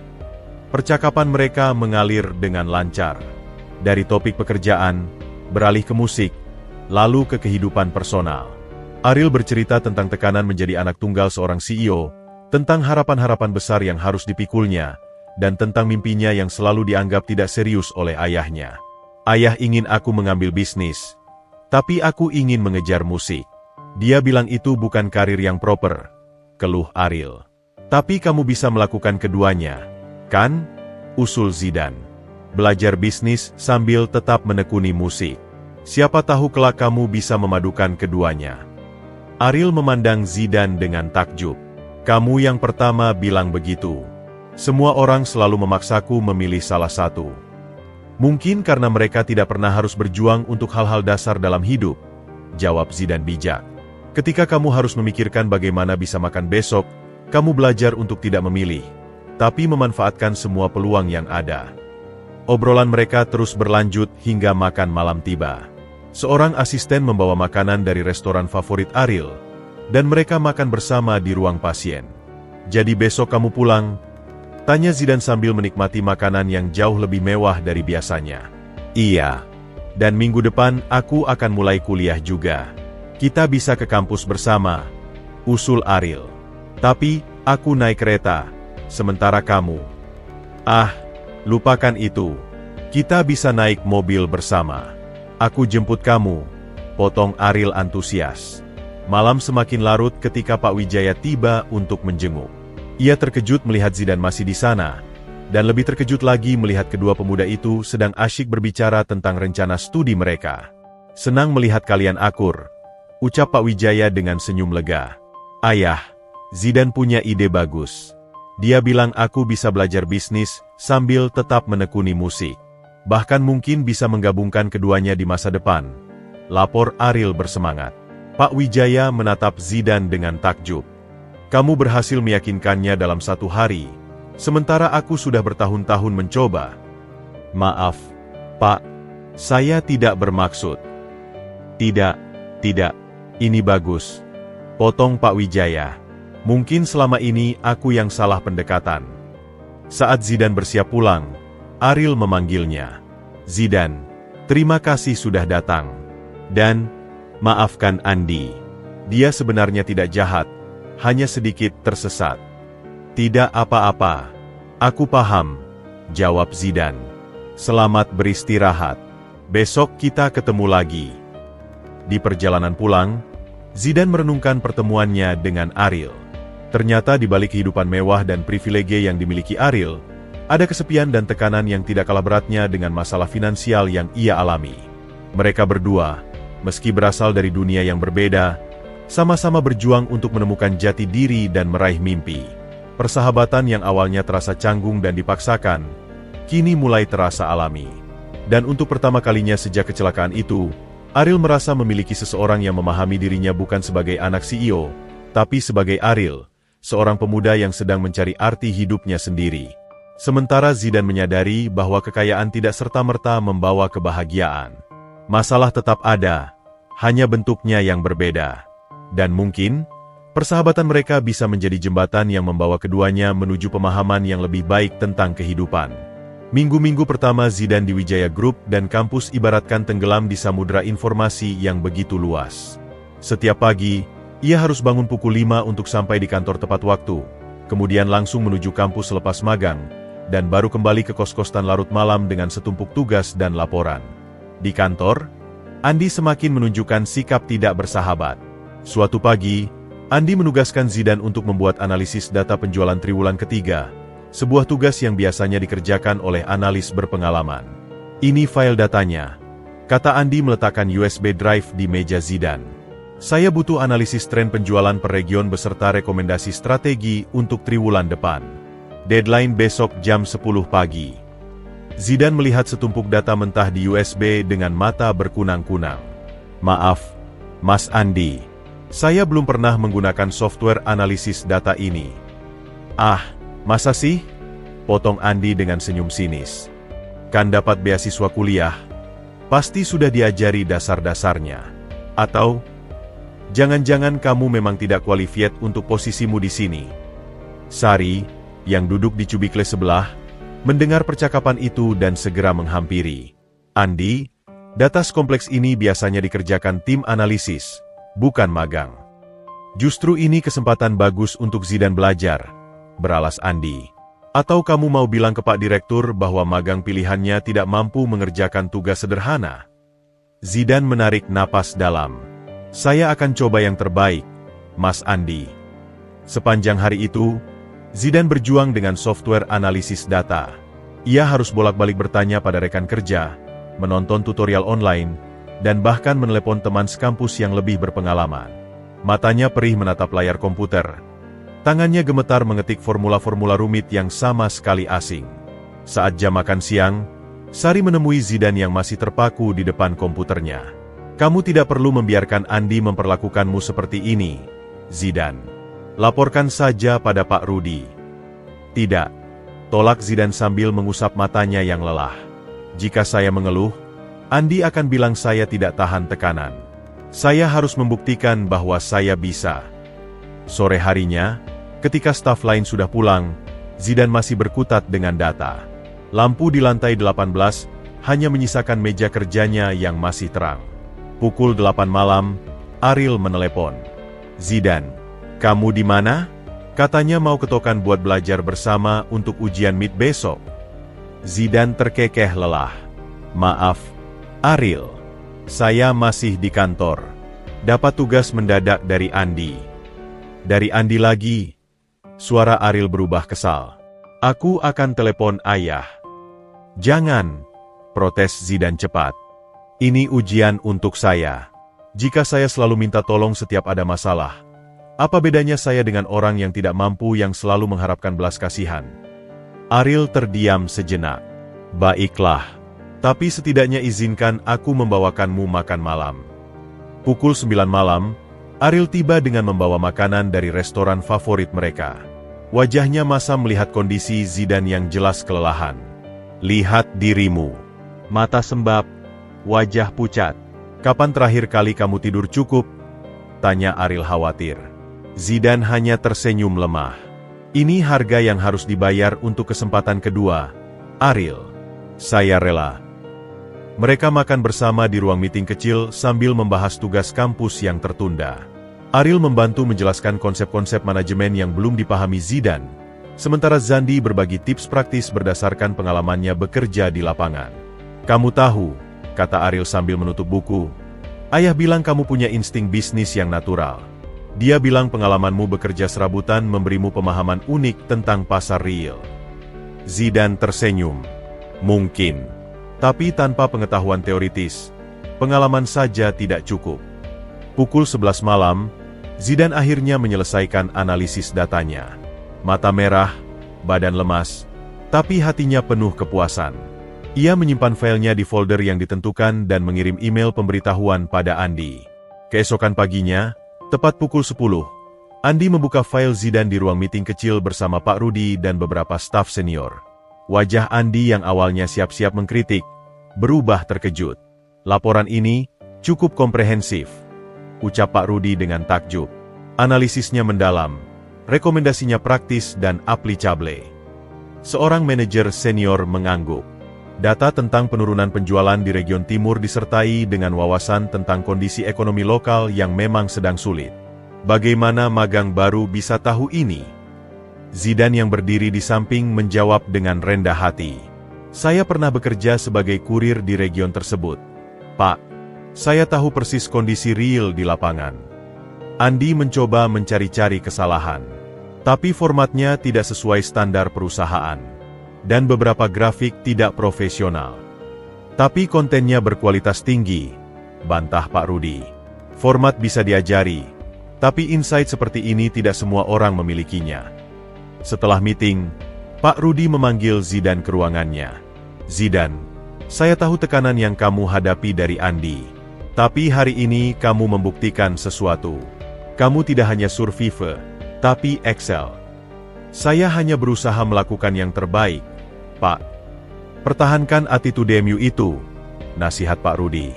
Di dunia korporat, yang paling penting bukanlah seberapa pintar kamu, tapi seberapa tangguh kamu menghadapi tantangan. Sore itu, ketika Zidan dan Ariel berjalan menuju parkiran, Ariel menepuk punggung Zidan bangga. Ayah sudah dengar tentang laporanmu pagi tadi. Dia bilang kamu melebihi ekspektasi. Zidan menghela napas lega. Yang penting saya bisa membuktikan bahwa saya tidak hanya mengandalkan kebaikan hati ayahmu. Di balik jendela lantai 18, Andi memandangi kedua pemuda itu dengan wajah masam. Rencananya untuk mempermalukan Zidan justru berbalik membuatnya tampak bersinar. Tapi Andi tidak menyerah. Ia sudah menyiapkan langkah berikutnya, satu yang akan membuat Zidan benar-benar terjatuh. Minggu-minggu berlalu, musim hujan mulai berganti dengan terik matahari yang menyengat. Di dalam ruang rapat eksekutif lantai 45 Wijaya Group Tower, tension memenuhi udara yang sejuk akibat AC. Pak Wijaya duduk di kepala meja rapat panjang. Wajahnya berkerut melihat laporan kinerja triwulan yang menurun. Penjualan turun 15% dibandingkan triwulan lalu. Ada yang bisa menjelaskan ini? Suara Pak Wijaya menggelegar di ruangan yang sunyi. Para manajer dan direktur saling pandang. Tak ada yang berani memecah kesunyian. Andi yang duduk di samping kiri Pak Wijaya melihat ini sebagai kesempatan. Om, saya punya analisis dari tim kami, ucap Andi sambil membuka laptopnya. Menurut data yang kami kumpulkan, sebagian besar penurunan terjadi di region yang menjadi tanggung jawab divisi operasional. Semua mata tertuju pada Pak Rudi yang duduk tepat di seberang Andi. Zidane yang hadir sebagai asisten notulen rapat merasa napasnya tertahan. Bukan itu masalahnya, Andi, bantah Pak Rudi. Kita sedang menghadapi kondisi ekonomi yang sulit secara nasional. Semua perusahaan mengalami hal yang sama. Tapi kompetitor kita hanya mengalami penurunan 5%. Om, sahut Andi cepat. Mungkin kita perlu evaluasi kepemimpinan di divisi tertentu. Pertemuan berlangsung tegang selama 2 jam. Ketika akhirnya rapat usai, Pak Wijaya memanggil Ariel yang kebetulan sedang berada di kantor untuk observasi tugas kampus. Ariel, kamu lihat sendiri bagaimana kondisi perusahaan saat ini. Inilah mengapa aku perlu kamu serius belajar bisnis, bukan menghabiskan waktumu dengan hal-hal tidak jelas. Ariel yang sejak tadi diam di sudut ruangan, bangkit dengan wajah memerah. Ayah, musik bukan hal tidak jelas. Itu passion saya. Passion? Hardik Pak Wijaya. Passion tidak akan membayar gaji karyawan kita. Passion tidak akan menyelamatkan perusahaan dari kebangkrutan. Percakapan mereka semakin memanas, sampai akhirnya Ariel berteriak. Saya tidak mau hidup seperti ayah, terjebak dalam angka-angka dan meeting tanpa akhir. Saya ingin menciptakan sesuatu yang berarti. Pak Wijaya menampar meja dengan keras. Kamu pikir perusahaan ini berdiri dengan sendirinya? Semua kemewahan yang kamu nikmati selama ini berasal dari angka-angka yang kamu sepelekan. Zidane yang masih berada di ruangan merasa sangat tidak nyaman. Maaf, Pak. Mungkin saya harus. Tidak, kamu tetap di sini, potong Pak Wijaya. Mungkin dengan mendengar ini, kamu akan lebih menghargai kesempatan yang kuberikan. Ariel tertawa getir. Jadi sekarang ayah membandingkan saya dengan Zidane? Ayah lebih bangga pada anak orang lain daripada anak kandung sendiri. Itu tidak adil, Ariel, bantah Zidane halus. Diam, Zidane. Ini urusan keluarga kami, bentak Ariel. Pertengkaran mencapai puncaknya ketika Pak Wijaya akhirnya mengeluarkan ultimatum. Pilihan ada di tanganmu, Ariel. Fokus pada bisnis keluarga, atau keluar dari rumah dan carilah passion MU sendiri. Mata Ariel berkaca-kaca. Baik, ayah. Jika itu yang ayah mau. Ia membalikan badan dan berjalan meninggalkan ruangan dengan langkah tegas. Pak Wijaya terduduk lemas di kursinya. Wajahnya penuh penyesalan dan kelelahan. Dia tidak mengerti, Zidane. Semua ini untuk masa depannya. Zidane berdiri dengan hati berat. Maaf mengatakan ini, Pak. Tapi mungkin cara Bapak yang sedikit keras. Apa maksudmu? Ariel butuh didengar, bukan diperintah. Saya lihat sendiri betapa berbakatnya dia dalam musik. Dan sebenarnya, skill kreatifnya bisa sangat berguna untuk perusahaan. Pak Wijaya menghela napas panjang. Kamu masih terlalu muda untuk memahami beban tanggung jawab sebagai pemimpin. Mungkin iya, Pak. Tapi saya paham bagaimana rasanya tidak punya pilihan dalam hidup. Selama ini, saya harus bekerja keras hanya untuk bertahan hidup. Sedangkan Ariel, dia punya privilege untuk memilih, tapi justru merasa terpenjara. Kata-kata Zidane membuat Pak Wijaya terdiam. Pria berwibawa itu memandangi foto keluarga di mejanya. Ariel kecil tersenyum ceria di pelukannya. Pergilah, Zidane. Aku butuh waktu sendiri. Sore itu, Zidane menemukan Ariel di studio musik kampus, memukul drum dengan penuh amarah. Ariel, panggil Zidane pelan. Kalau kamu datang untuk membela ayah, lebih baik kamu pergi. Hardik Ariel tanpa berhenti memukul drum. Saya datang sebagai teman, jawab Zidane tetap tenang. Dan sebagai seseorang yang paham bagaimana rasanya punya konflik dengan orang tua. Ariel akhirnya berhenti, napasnya terengah-engah. Dia tidak pernah mendengarkan aku. Selalu harus sesuai keinginannya. Zidane duduk di samping set drum. Ayahmu, dia takut. Ariel. Takut bisnis yang dibangunnya bertahun-tahun tidak ada yang meneruskan. Takut kamu tidak siap menghadapi dunia yang keras. Tapi dia tidak percaya padaku. Tidak percaya bahwa aku bisa menemukan jalanku sendiri. Kadang orang tua menunjukkan cinta dengan cara yang salah, kata Zidane bijak. Ibuku dulu marah besar ketika aku memutuskan merantau ke Jakarta. Dia bilang lebih baik aku tetap di desa dan jadi buruh tani. Tapi sekarang aku tahu, itu karena dia khawatir dan tidak ingin kehilangan aku. Ariel mulai tenang. Jadi menurutmu apa yang harus kulakukan? Kompromi. Tunjukkan pada ayahmu bahwa kamu bisa bertanggung jawab dengan bisnis keluarga, tapi tetap punya waktu untuk passion MU. Buktikan bahwa musik bukan pengganggu, tapi bisa menjadi kekuatan. Maksudmu? Perusahaan butuh fresh ideas. Ariel, who better to provide than someone with creative mind like you? Ariel memandang Zidane dengan mata berbinar. Kamu benar. Daripada memberontak, lebih baik aku buktikan bahwa aku bisa melakukan keduanya. Saat mereka berjalan keluar dari studio, Ariel menepuk bahu Zidane. Terima kasih. Kamu teman yang baik. Tapi yang tidak mereka sadari, Andi yang kebetulan lewat melihat mereka berdua dari kejauhan.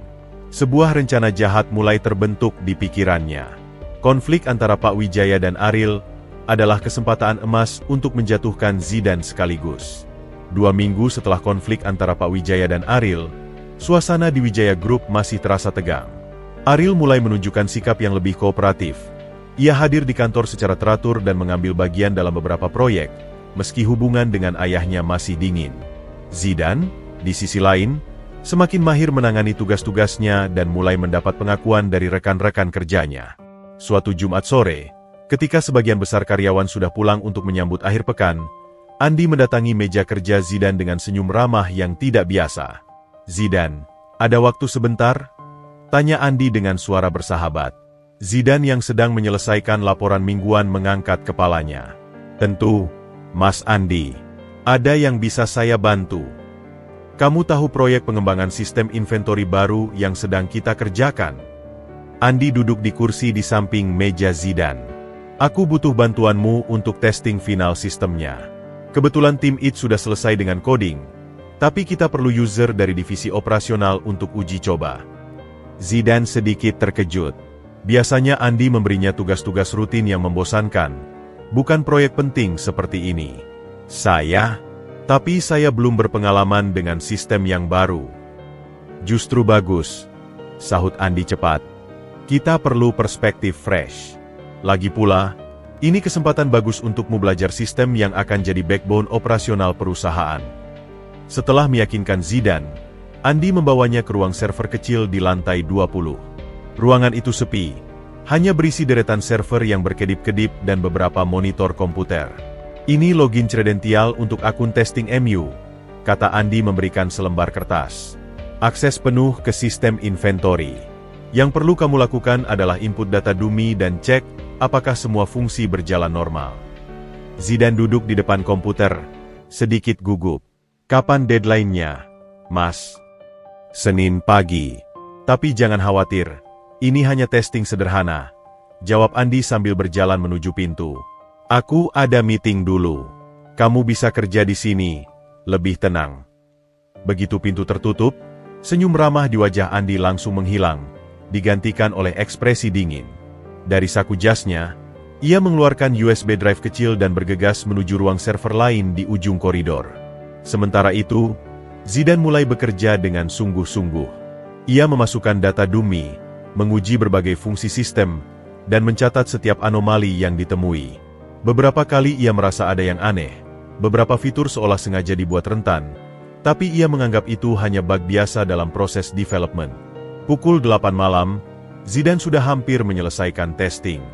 Ia memutuskan untuk beristirahat sebentar dan pergi ke pantry untuk mengambil air minum. Saat itulah, Reno, tangan kanan Andi, dengan cepat masuk ke ruang server dan mengakses komputer yang tadi digunakan Zidane.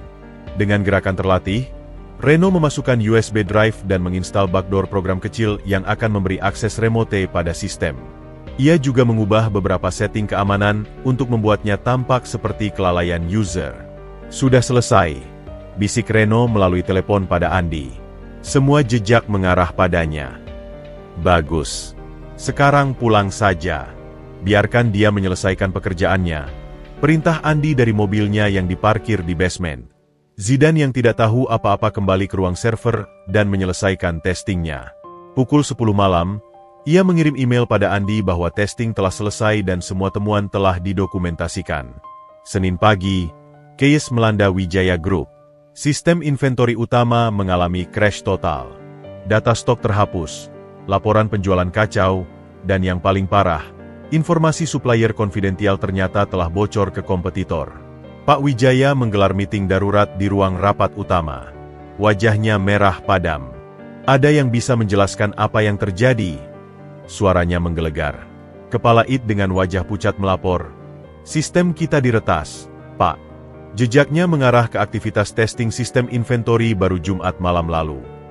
Semua mata tertuju pada Zidan yang duduk di ujung meja. Andi, bukannya kamu yang menugaskan testing itu? Tanya Pak Rudi. Andi berdiri dengan wajah kepura-puraan serius. Iya, Pak. Tapi saya beri instruksi jelas untuk hanya melakukan testing dasar. Saya juga sudah ingatkan tentang protokol keamanan. Ia berpaling pada Zidan. Zidan, apa kamu melakukan sesuatu di luar yang saya instruksikan? Zidan merasa darahnya membeku. Saya hanya melakukan testing seperti yang Mas Andi minta. Tidak lebih. Tapi bukti-bukti yang ditemukan tim IT semuanya mengarah padanya. Login kredensialnya digunakan untuk mengakses file-file sensitif. Backdoor program diinstal dari komputer yang ia gunakan, dan perubahan setting keamanan dilakukan dari akunnya. Zidan, kamu punya penjelasan untuk ini? Tanya Pak Wijaya dengan suara berat. Saya tidak melakukan apa yang mereka tuduhkan. Pak, saya hanya mengerjakan tugas yang diberikan Mas Andi. Andi mengeluarkan print out email. Om, ini email Zidan yang melaporkan hasil testing. Dia sama sekali tidak menyebutkan akses ke file sensitif atau perubahan setting. Situasi semakin runyam ketika salah satu manajer melaporkan bahwa 3 supplier utama mengancam memutus kerjasama karena informasi harga mereka diketahui kompetitor. Pak Wijaya memandang Zidan dengan wajah kecewa. Zidan, aku percaya padamu, tapi semua bukti. Saya tidak melakukan ini, Pak. Saya berjanji. Mata Zidan berkaca-kaca, tapi bukti terlalu kuat. Meeting diakhiri dengan keputusan bahwa Zidan ditangguhkan sementara dari posisinya sampai investigasi selesai. Di koridor, Andi mendekati Zidan yang sedang berkumpul dengan Ariel dan Sari. Saya turut sedih, Zidan. Tapi kamu harus memahami, perusahaan harus mengambil tindakan. Ucap Andi dengan nada pseudo-simpatetik. Ariel memandang Andi dengan mata menyala. Aku tahu kamu yang berada di balik ini, Andi. Hati-hati menuduh, Ariel. Tanpa bukti, jawab Andi dingin sebelum berjalan pergi. Sari mencoba menghibur Zidan. Kita akan cari bukti untuk membersihkan namamu. Tapi keraguan sudah terlanjur tertanam di benak banyak orang, termasuk, yang paling menyakitkan, di hati Pak Wijaya. Untuk pertama kalinya sejak pertemuan mereka, Zidan melihat bayangan ketidakpercayaan di mata orang yang telah menjadi seperti ayah baginya. Pengkhianatan telah terjadi, dan Zidan menjadi kambing hitam yang sempurna. Tapi yang tidak diketahui Andi, ada satu hal yang ia lupakan, satu saksi tak terduga yang bisa mengungkap kebenaran. Hari-hari setelah insiden peretasan terasa seperti mimpi buruk yang tak berujung bagi Zidan. Keputusan penangguhan sementara yang seharusnya bersifat formalitas, justru berubah menjadi pengucilan penuh.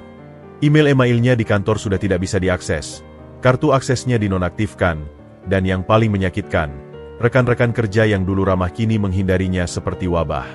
Di kampus, berita tentang skandal Zidan sudah menyebar bagai api di padang rumput kering. Bisik-bisik dan tatapan sinis mengikutinya di setiap lorong kampus. Lihat itu, dia yang katanya dapat beasiswa karena nyumbang darah, malah nyuri data perusahaan. Desis orang mahasiswa saat Zidan lewat. Teman-teman sekelompoknya untuk tugas proyek tiba-tiba meminta untuk pindah kelompok. Maaf, Zidan. Kami tidak mau reputasi kami tercoret karena isu negatif. Ucap salah satu dari mereka melalui chat. Puncaknya datang ketika Zidan bertemu dengan Pak Wijaya di parkiran kampus. Ia bergegas menghampiri pria yang dulu begitu menyayanginya. Pak Wijaya, saya ingin menjelaskan. Pak Wijaya mengangkat tangan, menghentikannya. Zidan, untuk sementara lebih baik kita tidak berkomunikasi dulu. Investigasi masih berlangsung. Tapi saya tidak bersalah, Pak. Saya berjanji. Wajah Pak Wijaya terlihat lelah dan berusia. Aku ingin mempercayaimu, Zidane. Tapi bukti-bukti dan tekanan dari Dewan Direksi. Saya mengerti. Tapi tolong, beri saya kesempatan untuk membela diri. Sudah cukup, Zidane. Potong Pak Wijaya dengan suara tegas. Kembali ke kos MU dan tunggu pemberitahuan resmi dari perusahaan. Pandangan terakhir yang ia tangkap dari Pak Wijaya sebelum pria itu masuk ke mobilnya adalah kekecewaan yang dalam. Itu lebih menyakitkan daripada semua tuduhan yang diarahkan padanya. Sore itu, Ariel datang ke kosnya. Wajahnya tampak berkerut. Zidane, aku sudah coba bicara dengan ayah, tapi dia benar-benar tidak mau mendengar. Kata dia, bukti terlalu kuat. Zidane yang duduk di lantai kamarnya yang sempit, hanya mengangguk pelan. Saya mengerti, perusahaan harus diutamakan. Tapi ini tidak adil. Aku tahu kamu tidak melakukan itu, protes Ariel. Tapi tidak ada yang percaya, Ariel. Bahkan ayahmu sendiri. Suara Zidane pecah. Keesokan harinya, situasi semakin buruk. Sebuah artikel kecil di koran bisnis lokal memberitakan tentang skandal keamanan data di Wijaya Group dengan menyebut seorang magang dari latar belakang tidak mampu sebagai tersangka utama. Meski tidak menyebut nama, deskripsinya jelas merujuk pada Zidane. Telepon ibunya dari desa membuat hati Zidane hancur berkeping-keping. Nak, ada yang bilang ibu kamu dipecat karena mencuri? Itu tidak benar, kan? Suara ibu gemetar. Zidane menahan isakannya. Tidak, Bu. Itu hanya kesalahpahaman. Kalau memang terlalu sulit di kota, pulang saja, ya. Ibu lebih baik kamu di sini meski hidup sederhana, daripada terlibat masalah. Malam itu, Zidane tidak bisa tidur. Ia berjalan keluar kos, mengikuti jalanan kota yang sepi. Pikirannya melayang pada semua yang telah ia lalui, dari kehidupan sebagai kurir miskin, mendapat kesempatan emas, hingga kini jatuh lebih dalam dari posisi awalnya. Di tepi sebuah taman, ia duduk di bangku panjang. Air matanya akhirnya tumpah. Bukan karena ia dipecat atau difitnah, tapi karena merasa telah mengecewakan satu-satunya orang yang memberinya kesempatan untuk mengubah hidupnya. Tuhan, apa salah saya? Saya hanya ingin berterima kasih atas kesempatan yang diberikan, membuktikan bahwa saya pantas. Bisiknya dalam tangis. Keesokan paginya, dengan mata bengkak dan hati remuk, Zidane mengetik surat pengunduran dirinya, baik dari magang di Wijaya Group maupun dari kampus. Ia tahu, dengan status tersangka pencuri data, masa depannya di dunia bisnis sudah hancur. Pada Busari yang setia mengunjunginya, ia berkata, "Tolong sampaikan pada Pak Wijaya, saya mengucapkan terima kasih atas segala kesempatannya. Dan saya minta maaf telah mengecewakan beliau." Busari mencoba membujuknya. Zidane, jangan mengambil keputusan terburu-buru. Kebenaran akan terbuka sooner or later. Tapi saya tidak tahan lagi, Bu. Setiap hari dihantui tatapan tidak percaya, bisik-bisik yang menyakitkan. Lebih baik saya kembali ke kehidupan saya yang dulu. Saat ia membawa kardus berisi barang-barang pribadinya keluar dari Wijaya Group untuk terakhir kali, Andi kebetulan lewat. "Semoga kamu mendapat pelajaran berharga dari ini, Zidane. Tidak semua yang instan itu baik," ucap Andi dengan senyum kemenangan. Zidane hanya mengangguk, terlalu hancur untuk membalas. Malam itu, di kamar kos yang hampir kosong karena ia sudah memutuskan untuk pulang ke desa besok, Zidane memandangi foto dirinya bersama Pak Wijaya dan Ariel yang diambil beberapa bulan lalu. Mereka semua tersenyum bahagia, penuh harapan untuk masa depan. Kini, semuanya telah berakhir. Impiannya menjadi sarjana, karir di perusahaan ternama, semuanya pupus oleh satu tuduhan palsu. Yang tersisa hanyalah luka dan pelajaran pahit bahwa dalam dunia yang keras ini, ketulusan saja tidak cukup. Kadang kebenaran pun bisa dikalahkan oleh kepalsuan yang dirancang dengan baik. Dengan hati berat, ia mengemas barang-barangnya, bersiap untuk kembali ke kehidupan yang ia tinggalkan. Kehidupan sebagai Zidane si miskin, yang sekali lagi harus berjuang dari nol. Senja mulai menyelimuti Jakarta ketika Busari berdiri di depan kamar kos Zidane yang sudah terkunci. Sebuah koper tua dan beberapa kardus berisi barang-barang Zidane tergeletak di teras, siap untuk dibawa pulang ke desa esok pagi. Hatinya merasa ada yang tidak beres sejak awal dengan kasus yang menimpa Zidane. "Bu Sari?" Suara seorang wanita muda membuatnya menoleh. Itu Sari, staf dari divisi operasional yang selama ini dekat dengan Zidane.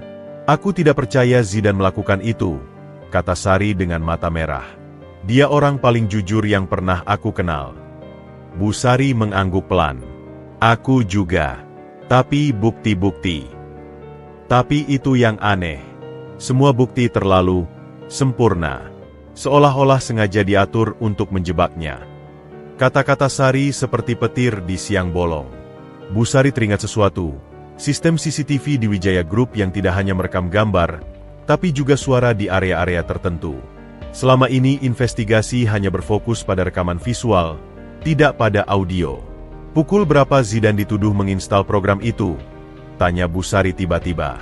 "Sekitar pukul 8.15 malam, berdasarkan log sistem." Bu Sari segera menelepon kepala keamanan. "Anton, aku butuh akses ke sistem audio CCTV ruang server lantai 20, hari Jumat malam lalu, sekitar pukul 8 sampai 9 malam. Sementara itu, di rumah sakit tempat Ariel sedang menjalani terapi fisik, pemuda itu mendapat kunjungan tak terduga dari Reno, tangan kanan Andi. Wajah Reno tampak gelisah. "Ariel, aku tidak bisa menyimpan ini sendirian lagi," gumam Reno dengan suara bergetar. "Apa yang terjadi, Reno?" "Tentang Zidane, dia tidak bersalah. Andi yang menyuruhku memasang program backdoor dan mengubah log sistem." Ariel langsung terduduk. Wajahnya pucat. "Apa? Kenapa kamu tidak bicara lebih awal?" "Andi mengancam akan memecat orang tuaku yang juga bekerja di perusahaan. Tapi, melihat Zidane harus menderita seperti ini, aku tidak tahan." Di tempat lain, Bu Sari dan tim keamanan sedang mendengarkan rekaman audio dengan intensitas tinggi. Dan di sanalah, kebenaran mulai terungkap. Suara ketikan keyboard, lalu pintu terbuka. "Reno, cepat, sebelum dia kembali." Suara USB terhubung. "Reno," berbisik, "program backdoor terinstall, sekarang ganti log akses." Suara ketikan cepat. "Reno," berbisik pada telepon. "Sudah selesai, Andi. Semua jejak mengarah ke akun Zidane." Bu Sari nyaris menjatuhkan handphonenya. Astaga, jadi benar ada konspirasi. Sementara itu, Ariel yang sudah mendapat pengakuan dari Reno bergegas menemui ayahnya di rumah. Pak Wijaya sedang duduk termenung di ruang kerjanya, memandangi foto Zidane dengan wajah sedih. "Ayah, aku ada bukti bahwa Zidane tidak bersalah," seru Ariel tanpa basa-basi. Pak Wijaya mengangkat kepala. "Apa?" "Reno baru saja mengaku padaku. Andi yang menyuruhnya memframing Zidane."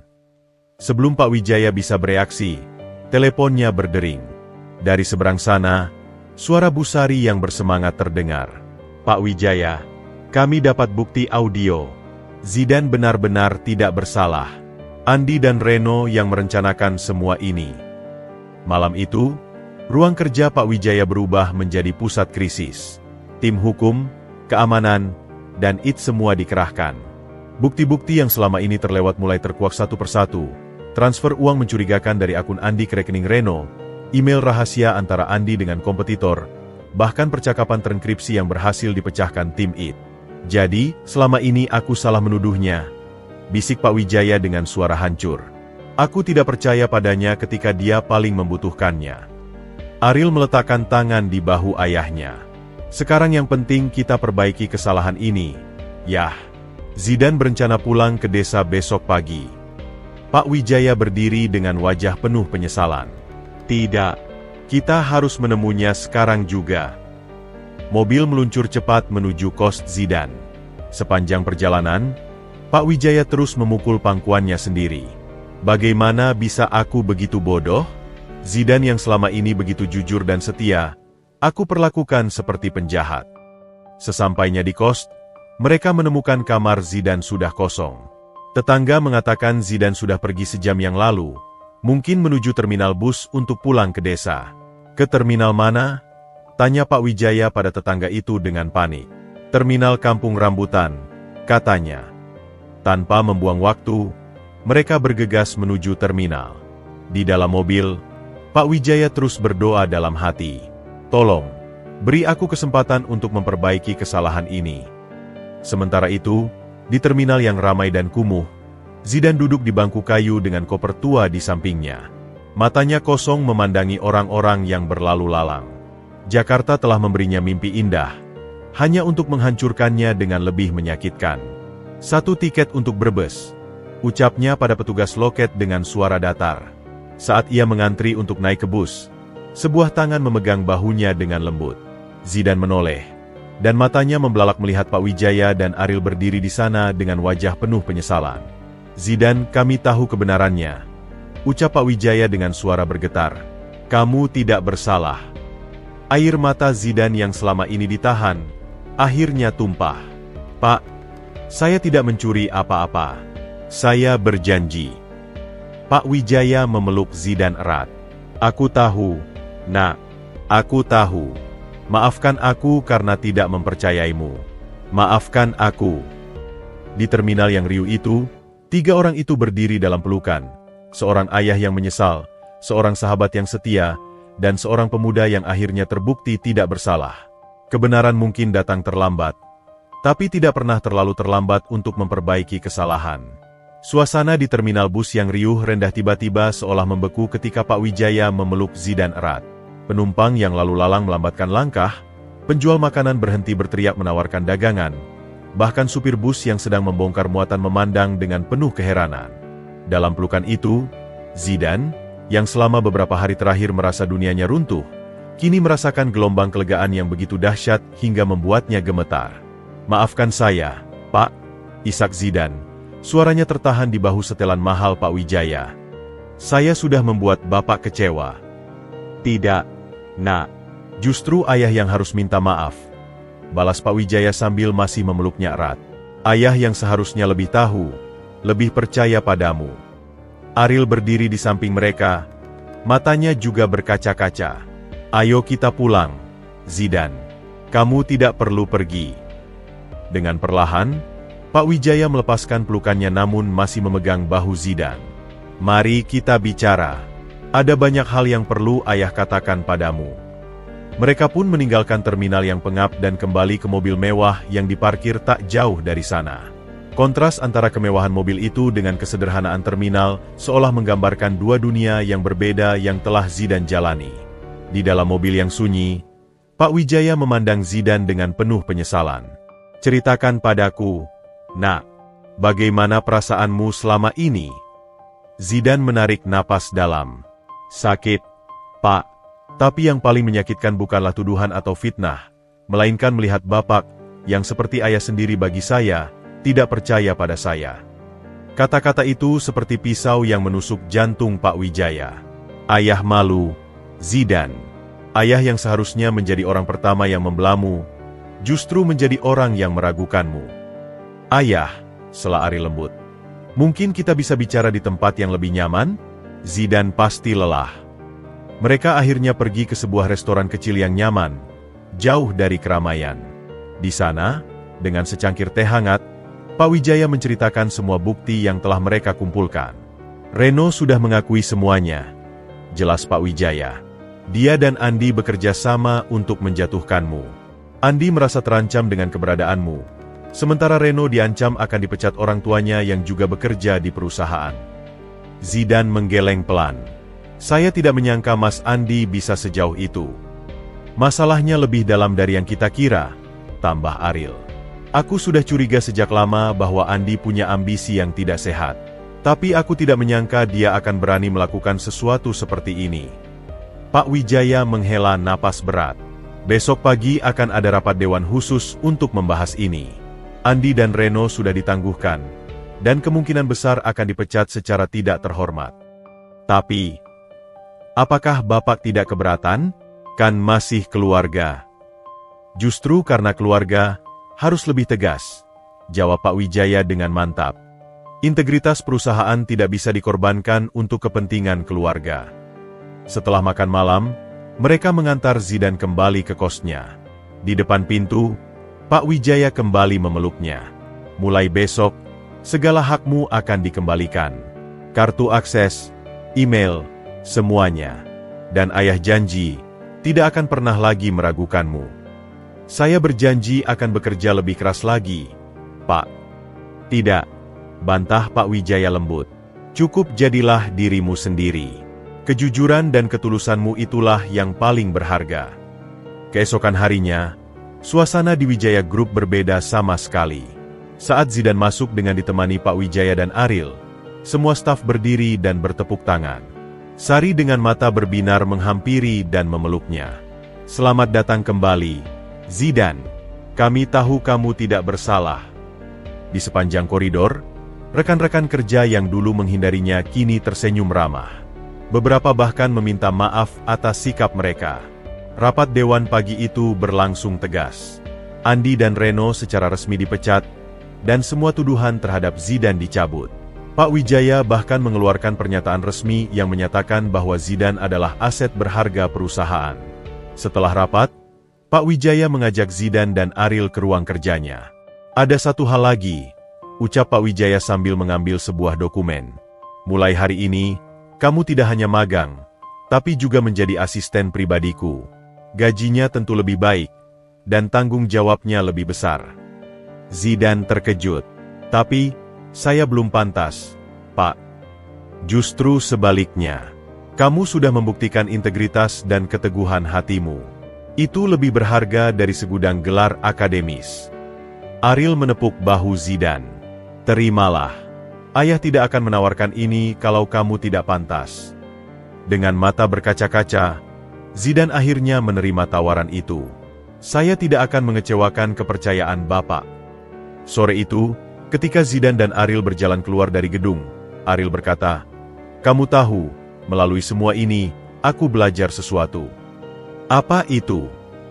Kadang-kadang, keluarga bukan hanya tentang hubungan darah. Kamu, dalam banyak hal, lebih seperti saudara bagiku daripada Andi yang sedarah. Zidan tersenyum hangat. Kamu juga seperti saudara bagiku, Ariel. Mereka berjalan berdampingan, meninggalkan gedung megah itu dengan hati yang lebih ringan dan ikatan yang lebih kuat. Permintaan maaf telah diucapkan, rekonsiliasi telah terjadi, dan kini saatnya untuk membangun kembali kepercayaan yang sempat retak, lebih kuat dari sebelumnya. 5 tahun telah berlalu sejak peristiwa kelam yang nyaris menghancurkan hidup Zidan. Kini, di sebuah auditorium megah yang dipenuhi oleh para eksekutif, investor, dan media, Zidan berdiri di atas panggung dengan percaya diri. Di dadanya tersemat name tag bertuliskan, Zidan Hadid, Direktur Pengembangan Usaha, Wijaya Group. Usianya yang ke-27 tidak mengurangi kewibawaannya, justru menambah kedalaman dalam sorot matanya yang dahulu selalu dipenuhi keraguan. Dan dengan demikian, suara Zidan yang mantap menggema di seluruh ruangan. Program Wijaya Eduker telah berhasil memberikan beasiswa kepada 5.000 anak kurang mampu di seluruh Indonesia, sekaligus membuka lapangan kerja bagi 2.000 guru honorer. Sambutan meriah memenuhi ruangan. Dari barisan depan, Pak Wijaya menyaksikan dengan mata berkaca-kaca. Di sampingnya, Ariel, kini Managing Director Divisi Musik dan Entertainment Wijaya Group, tersenyum bangga. Usai presentasi, seorang reporter muda menghampiri Zidan. Mas Zidan, sebagai orang yang pernah merasakan langsung kesulitan mengakses pendidikan, bagaimana perasaan Anda bisa menjadi inspirasi bagi ribuan anak Indonesia? Zidan tersenyum bijak. Saya hanya berusaha membuka pintu yang dulu hampir tertutup untuk saya. Setiap anak berhak atas kesempatan, terlepas dari latar belakang mereka. Di sudut ruangan, Bu Sari, yang kini sudah menjadi Vice President, berbisik pada Pak Wijaya. Tidak sia-sia kita percaya padanya, Pak. Dialah investasi terbaik dalam hidup saya, jawab Pak Wijaya dengan suara bergetar. Acara berlanjut dengan tur keliling kampus Wijaya Eduker yang megah namun terjangkau. Ariel berjalan di samping Zidan sambil bercerita. Ayah bilang, tahun depan kita akan ekspansi ke daerah 3T. Kamu yang akan memimpin proyeknya. Serius? Tapi saya masih harus banyak belajar. Protes Zidan rendah hati. Sudah cukup belajar, Zidan. Lihat sekeliling, ucap Ariel sambil menunjuk gedung-gedung kampus yang megah. Semua ini ada karena ide dan kerja kerasmu. Malam harinya, di rumah besar Pak Wijaya yang sederhana namun elegan, ketiganya duduk di teras belakang menikmati teh hangat. Bulan purnama bersinar terang, menerangi wajah-wajah mereka yang telah melalui begitu banyak badai bersama. Pernahkah kalian membayangkan, ucap Pak Wijaya tiba-tiba, bahwa sebuah kantong darah bisa menyatukan 3 kehidupan yang begitu berbeda? Ariel terkekeh. Dan bahwa seorang kurir miskin bisa menjadi direktur termuda di perusahaan ayah? Zidane menggeleng sambil tersenyum. Saya tidak pernah membayangkan apapun, Pak. Dulu, mimpi terbesar saya hanya bisa makan 3 kali sehari dan membiayai pengobatan ibu. Berbicara tentang ibu, sela Pak Wijaya, bagaimana kabarnya? Sangat baik, Pak. Rumah yang Bapak berikan di desa membuatnya sangat bahagia. Dokter bilang kondisi kesehatannya jauh membaik. Keheningan yang nyaman menyelimuti mereka beberapa saat, diisi hanya oleh suara jangkrik dan desiran angin malam. Ayah, ada sesuatu untuk kalian berdua, ucap Pak Wijaya tiba-tiba. Dari dalam saku jasnya, ia mengeluarkan 2 buah amplop. Zidane dan Ariel saling pandang penasaran sebelum membuka amplop masing-masing. Isinya membuat mereka terpana, sertifikat kepemilikan saham yang sama besarnya di Wijaya Group. Ini terlalu banyak, Pak, bantah Zidane. Tidak, jawab Pak Wijaya tegas. Perusahaan ini bukan lagi tentang warisan untuk keluarga, tapi tentang melanjutkan visi untuk membantu lebih banyak orang. Dan kalian berdua, dengan kombinasi unik antara ketulusan Zidane dan kreativitas Ariel, adalah pemimpin yang tepat untuk masa depan Wijaya Group. Ariel memandang ayahnya dengan mata berbinar. Jadi ayah akhirnya percaya pada kemampuan kami. Percaya? Ayah lebih dari percaya. Ayah bangga pada kalian berdua. Esok paginya, di kantor barunya yang luas dengan view seluruh kota Jakarta, Zidane berdiri di depan jendela. Pikirannya melayang pada perjalanan panjangnya, dari pemuda miskin yang mengayuh sepeda ontel, melalui badai fitnah dan pengkhianatan, hingga akhirnya berdiri di sini. Ketukan pintu membuyarkan lamunannya.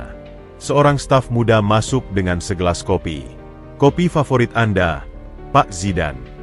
Terima kasih, Andin. Tolong siapkan data untuk meeting dengan tim daerah 3T nanti siang. Baik, Pak. Saat sendirian lagi, Zidane mengambil foto lama dari laci mejanya. Foto dirinya yang masih kurus dengan baju lusuh, berdiri di depan sepeda ontelnya. Ia tersenyum. Terima kasih, Zidane yang dulu, bisiknya. Karena kau tidak pernah menyerah. Di ruangan sebelah, Ariel sedang memimpin rapat kreatif untuk proyek musikalisasi puisi anak-anak kurang mampu. Suasana riang dan penuh tawa terdengar dari balik pintu. Pak Wijaya yang kebetulan lewat berhenti sejenak, mendengar suara kedua anak, satu darah daging, satu buah hati, yang telah tumbuh menjadi pemimpin sejati. Matanya kembali berkaca, tapi kali ini air mata kebahagiaan. Mereka mungkin memulai dengan cara yang tidak biasa, disatukan oleh darah dalam arti harfiah, namun yang mengikat mereka kini lebih kuat dari ikatan darah manapun. Cinta, saling percaya, dan visi bersama untuk membuat dunia menjadi tempat yang lebih baik. Dan dalam kesuksesan mereka, tersimpan pesan abadi, bahwa kebaikan hati, sekecil apapun, akan kembali pada kita 1000 kali lipat. Bahwa integritas akan selalu menang pada akhirnya. Dan bahwa keluarga bukan hanya tentang hubungan darah, tapi tentang siapa yang selalu ada untuk kita dalam suka dan duka. Kebangkitan sang pemenang bukanlah tentang kekayaan atau jabatan, melainkan tentang tetap menjadi manusia baik di tengah segala pencobaan, dan tentang membawa orang lain naik bersama ketika kita sudah sampai di puncak.